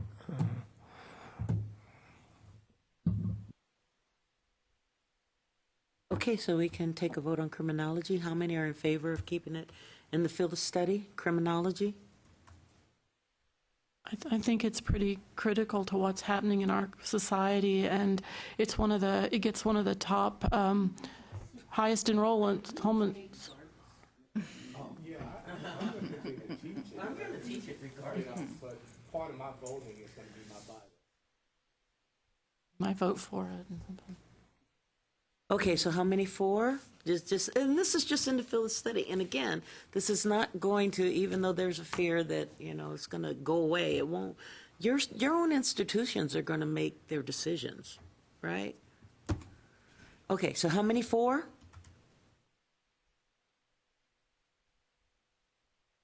How many against?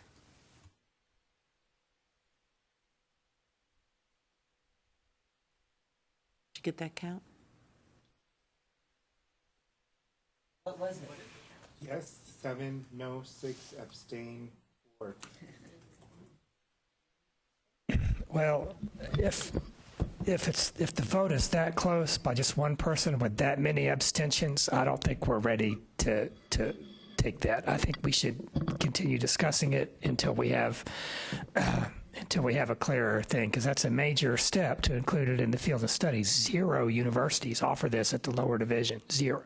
So if we're including it at the lower division, every university, all 32 of them, are going to have to accept it at the lower division level for the field of study. So before we make that jump with a vote that close, I know my superiors are going to raise a fuss about that. We would like to see a better consensus on that. So my suggestion is to open it back up for discussion and to take those people who were abstaining and make your argument to them one way or the other until we can make sure that's really what we want to do. I voted. Just a suggestion. Can I ask a quick question, Alan? Who is going to, what is the function of this list beyond the statements that you were saying with regard to four-year institutions having to require them in our curriculum? Accept them, rather, I should say. What's the function? What I'm asking is there going to be further, is the Board of Higher Education going to look at what we've selected, and then after the Board of Higher Education, is it going to go beyond that to the legislature? No, once it's approved by it goes to a subcommittee of the full coordinating board called the Committee on Academic and Workforce Success, CAWS, that meets a month before the full board, and then the full board will vote on it, and then if it's approved by the full board, then it's implemented with enough lead time for institutions to incorporate it into their Does it stay on the public record? Oh, yeah. I was just wondering, it might be worth discussing, since there is such a strong field of criminal justice and they don't really even list this, should we perhaps consider sort of molding it a bit? The value I like of the course is that it doesn't, I wonder if it could be focused not just on the crime aspect, but the deviance. We don't really have anything else that focuses or even gets close to kind of parsing out that particular thing. So it almost sounds like you're saying if the course were maybe redefined in the ACGM, it would make better sense? Or? Yeah. Right, because we have now a whole field of criminal justice. I mean, I started as a criminal justice major. That we don't really have a class that focuses on deviance to the degree that this does, even though it's not in the title, but maybe that should be something that would make it more sociological rather than focusing on that one institution, the criminal justice system. Criminology is very sociological. Can I say this just? It's just a thought. Well, yeah, but do any of our colleagues here from the universities teach any classes like sociology or deviance? Yes, we teach deviance and we also teach criminology. And I'll say that the reason I voted yes is because I was asked, or I thought I was voting, what courses would be supportive of what we teach, and that gets one of the highest enrollments. And then we also have the criminal justice folks don't have to do a minor at Midwestern, but many of them do, so that if they minor in sociology, many of them, the smart ones do.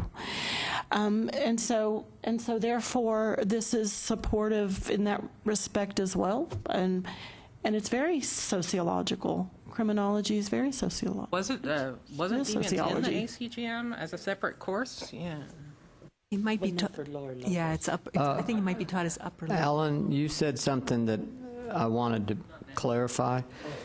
If we include a course in the field of study, then the 32 lower institutions have to offer it. No. They don't have to offer it. They have to accept it for credit towards a degree. So if, since 0 universities are offering it now, if we put it in the field of study, that's fine, but every university is going to have to take out 3 semester credit hours from their degree plan. They're going to have to take away an upper division level elective probably to make room for this course. Or if they offer criminal justice at the upper division, which I suspect is where most universities do it, right? It is offered. Everybody teaches criminal justice, but it's taught at the upper division level. What universities may have to do is accept credit for their upper division level class for this lower division level class. And some universities will be happy doing that. Others are going to raise a stink about at it and say your lower division level class is fundamentally different from the upper division level version of this, or a student may have to take the course content twice if they are given elective credit for the lower division class, and have to take it again at the upper division level because it's required for the degree, and the institution won't allow it to substitute. So there are some practical logistics one way or the other. Oh, exactly. If we let me try to lay out the. Let yeah. me try to just to refresh you, if I can take just a second to kind of lay out what the choice here is, because Right. I don't want it to get muddy. Yes. The field of study needs to contain everything that a student at the lower division needs to know at the lower division level in order to succeed at the upper division level. You need to take into consideration the collective wisdom of what institutions have already been doing, because for decades now, enrollments have arrived at where they are, course offerings have arrived where they are, because faculty administrators have had the good sense to put together their curriculum in different ways. So we need to consider carefully what institutions are already doing. In the case of like Intro to Sociology, it's really kind of a no-brainer. Everybody requires it. Everybody offers it.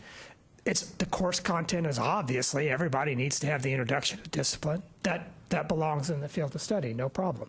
The others are more of a judgment call.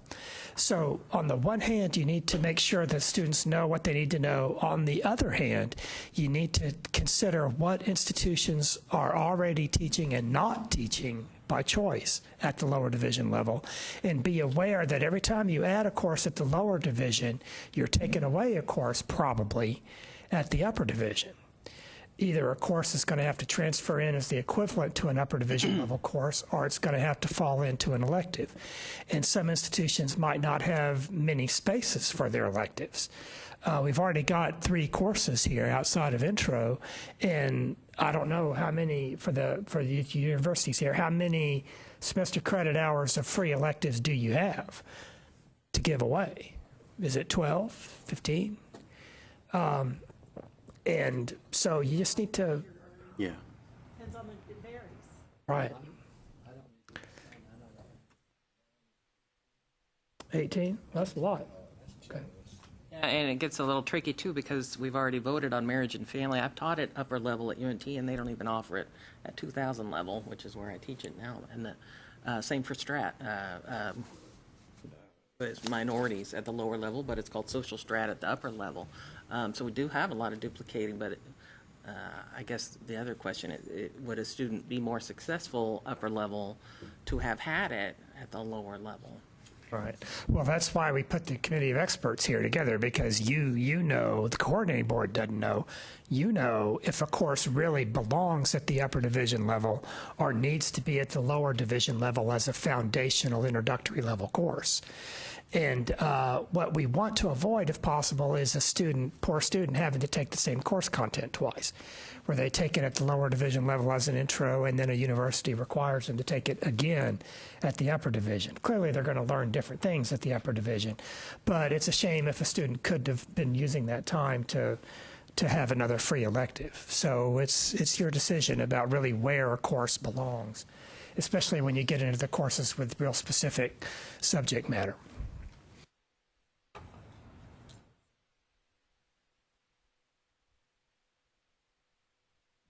Do we need more time for discussion, or can we vote again? Okay, so we're going to vote again. Everyone in favor of keeping criminology in the field of study, please raise your hand in favor.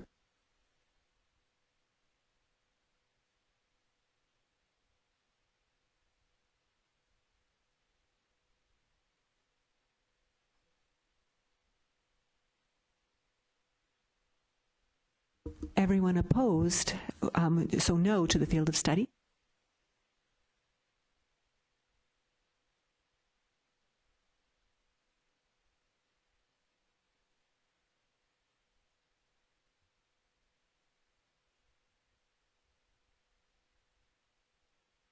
Okay, I appreciate your cooperation and with that about opening that back up. I think that's going to be helpful.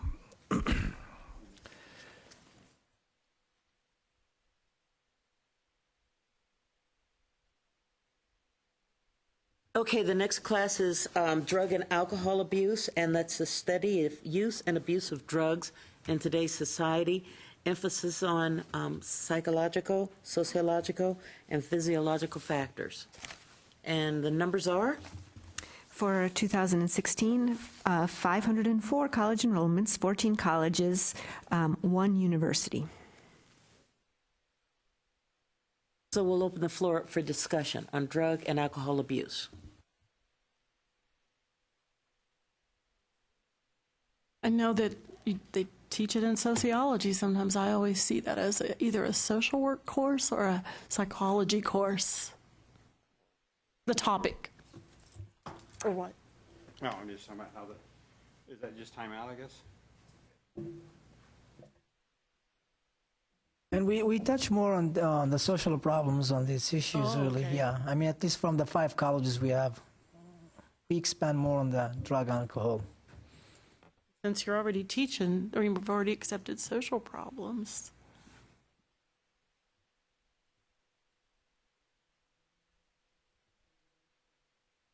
Sorry. Ready to take a vote on it?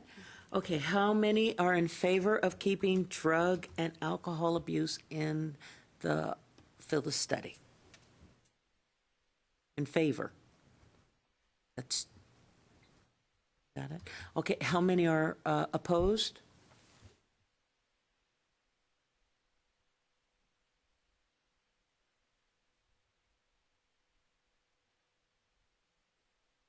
Okay, the next group then, and we've decided drug and alcohol abuse won't be in the field of study. The next group, they're really sort of the same thing. It's academic cooperative classes, 2 and 3 units.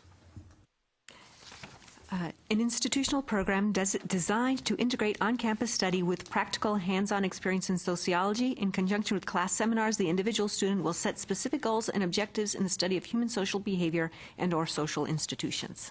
There are no numbers on the Excel sheet for this one. So we'll open the floor up for discussion on if that should be in the field of study. Yes, does anybody offer anything like this currently at their institution? I do, but I'm going to tell you I use it as a travel class. So it's not going to go away because I want to go to Spain. Okay, I didn't say that out loud. We teach, we have applied sociology, which embodies much of that. Yeah, for our BS degree, we have an internship in applied sociology, and it's a 6-hour capstone course. It's the last course they have to take to graduate. So that's ours. Yeah, it's applied. It's a capstone. It's essential for that degree. Without it, I mean, we couldn't offer the degree. We don't offer anything like this, but since we've been talking about foundational courses that would benefit students in success in the 4-year university, this seems like tailor-made for it. On our campus, we don't offer this course per se, but one of our sociology faculty members is actually a social worker. So she incorporates a lot of these principles into social work. And as you know, we could make the argument that social work is really applied sociology. Mm-hmm. Social work did include it in their field of study. Yeah.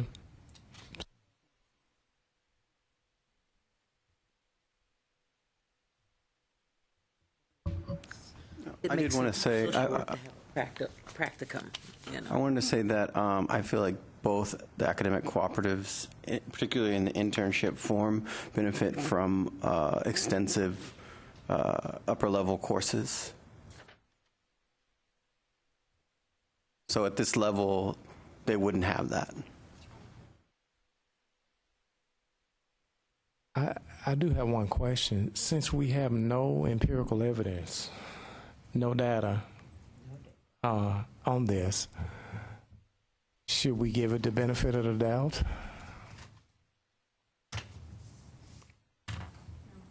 I would almost say the exact opposite. You have no data on it, and nobody's, anyone in the community college actually offer it. I mean, outside of me working on getting it as a travel class, because we feel like it would benefit kids in our area or people, our community, it would benefit as a travel class because we bring in a lot of elderly. A lot of people are retiring to my area. So we offer that. But anybody else? But what we do is we are taking for all the courses, we do the experiential learning. So this is becoming the trend in our alumni colleges approaches, which is we have to take it for every course, and we give the chance to our students to experience all these social phenomena. In addition to, we have specific mentorship programs. So we work with them closely one-on-one to connect them to the fields as they need it, and also we do individualized learning, experiencing when it comes to, for example, if they want to get connected to certain agencies to volunteer. And also we encourage them as a part of specific classes, which includes all the sociology classes we are offering. And that was our approach. Okay, so you're saying you incorporate it into each of, because that's as far as volunteer work, I do incorporate it into other classes. Yeah, we do, but we don't put it in a specific course. We take it as a doctrine we are following in the community colleges. I would just like to say I thought Dr. De Legato's comment about sort of being the end result and benefiting from other higher level courses. I come from a social work background, and we had to do multiple field practicums, and I agree with that, and so therefore I would not think it makes any sense to include it at this level. That's my opinion. Good comment. I'm going to jump in here right quick and just say thanks for your time and effort today. I like how you're going up to the last minute, but I'm going to go ahead and I'm going to go upstairs and get my jacket, actually, and go home. But are you going to be back tomorrow, or are they? We're just about done. If we move very quickly, and I've got a little bit of business I need to do in the last two or 3 minutes, so if you think, well, we're at the end of the courses, the next question would be, are there courses outside of sociology? Well, we need to take a vote on this, but after that, we need to quickly say if there are any other courses outside of sociology that you want to include, from math, public speaking, statistics, research methods, anything else that you want to steer students toward when they make their core curriculum choice, to make sure that they take this course when they get that core curriculum option for math instead of just any old course. So that would be the next point, particularly for math, statistics, research methods. If you think, if you want to do like social work did and specify a math course. Motion to vote. But first, wait, I'm sorry, I'm getting ahead of things. We got there's a motion on the table about academic cooperatives. Okay, all in favor of including academic cooperative in the field of study, please raise your hand. All opposed to including academic cooperative in field of study.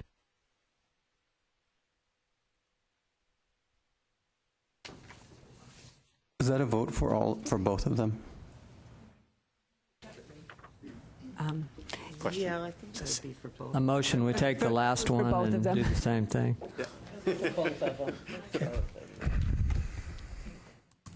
So now, just do we want to add? I guess the last thing on the plate is: do you want to add courses outside of sociology into our core curriculum? I would like to move to discuss adding math as the stats class as the math core requirement be included in our field of study. Either math stats or psych stats. I can tell you that we, in my university, have an ongoing, never-ending argument about this, because we teach both stats and methods at the 3000 level, and we accept the community college stats as an elective. And so I have a feeling that, is this true for other universities as well? I do. Yeah, we do. Yes, I've taught stats for UNT at the upper level. This would be where would the class go?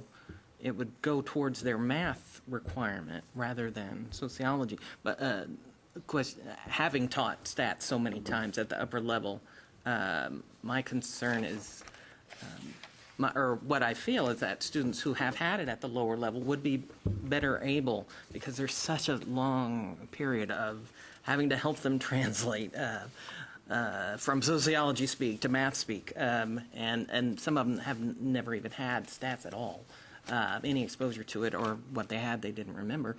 Would it be more beneficial then to those students who do need it at the upper level to have it at the 2,000 level, or 1,000, whatever it is, to help them, to help prepare them to be more successful, because that is a weeding out class. That Yes. 4,000, when I taught, I think they bumped it down to 3,000 now. But that's by far the one with the highest failure rate, or lack of success, however you want to put it, C's instead of A's. But would it be helpful for students who major in sociology to have a little extra preparation? A focused preparation, because they have to have math. The question is whether this one would be a better one for them. Right, or maybe to think about the prerequisites to stats. I miss College algebra at our university. It's college algebra. Would this be beyond the core math that they're supposed to take? No. That's my question. No, it would be their core requirement for their math requirement. We'd essentially be acting like advisors, saying for these sociology majors, we want you to take this for your core option. And if they've already taken something else for their math core option, they're still going to have to take it if they want to do the field of study. So, you know. And then I think it might be helpful to maybe look at what prerequisites are. If it's college algebra, there's also, I actually looked at this before, in terms there's a mathematics for business and social sciences. I don't know enough about the math classes, unfortunately, to know like what, but if there's a preference for algebra, that it may benefit our student, the two-year students, to put that in a field of study so that they have that foundation, but that we can direct them. It's probably safe to go ahead and assume algebra, because that's their core that they're all coming in with, or the algebra is the prerequisite for pretty much any of the other core math courses. So I don't know if we really need to go back quite that far. Is that not true?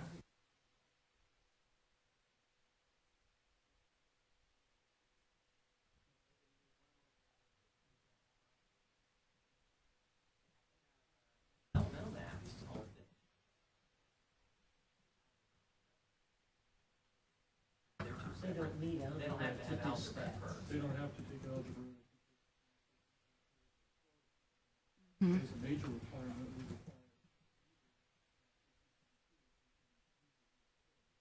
Or Psych 20.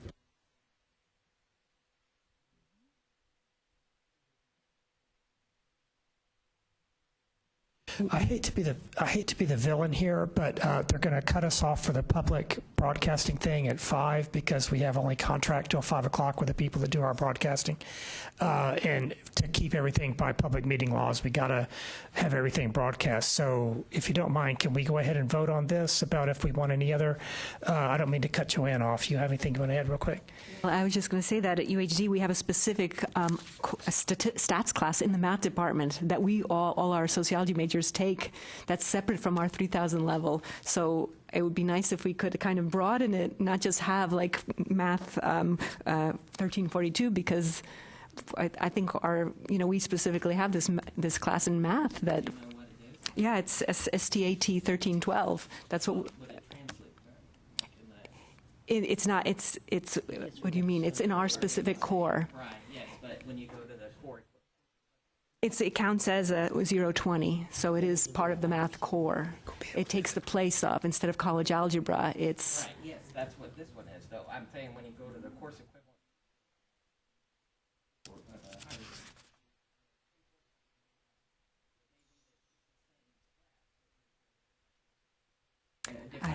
I'm not sure. Okay, so vote? What are we gonna do?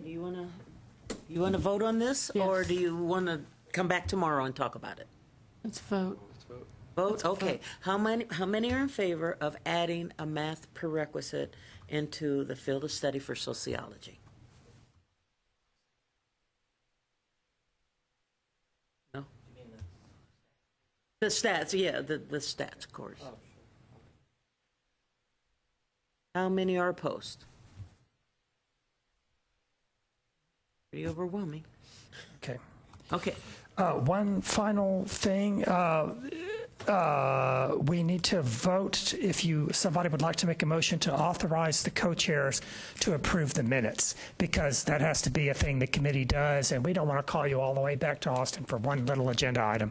So could somebody make a motion to let the chairs approve the minutes and take care of any other field of study related business as we prepare this for the board? So we don't motion to allow the co-chairs to approve the minutes. Okay, I can't say so. Somebody else. Okay. All in favor? Okay. All opposed? And with that, at exactly 5 p.m., you are the first Field of Study Advisor Committee to do this in one day and declare this up exactly at 5 o'clock. So you have my hearty congratulations as well as my thanks. And my thanks to our co-chairs and our secretary for their very hard work today. Now that the meeting's officially over, if somebody moves to adjourn, then if there's any other comments or questions you have, we can move to adjourn. Move to adjourn, okay. Okay. I think we're adjourned. Okay, thank you.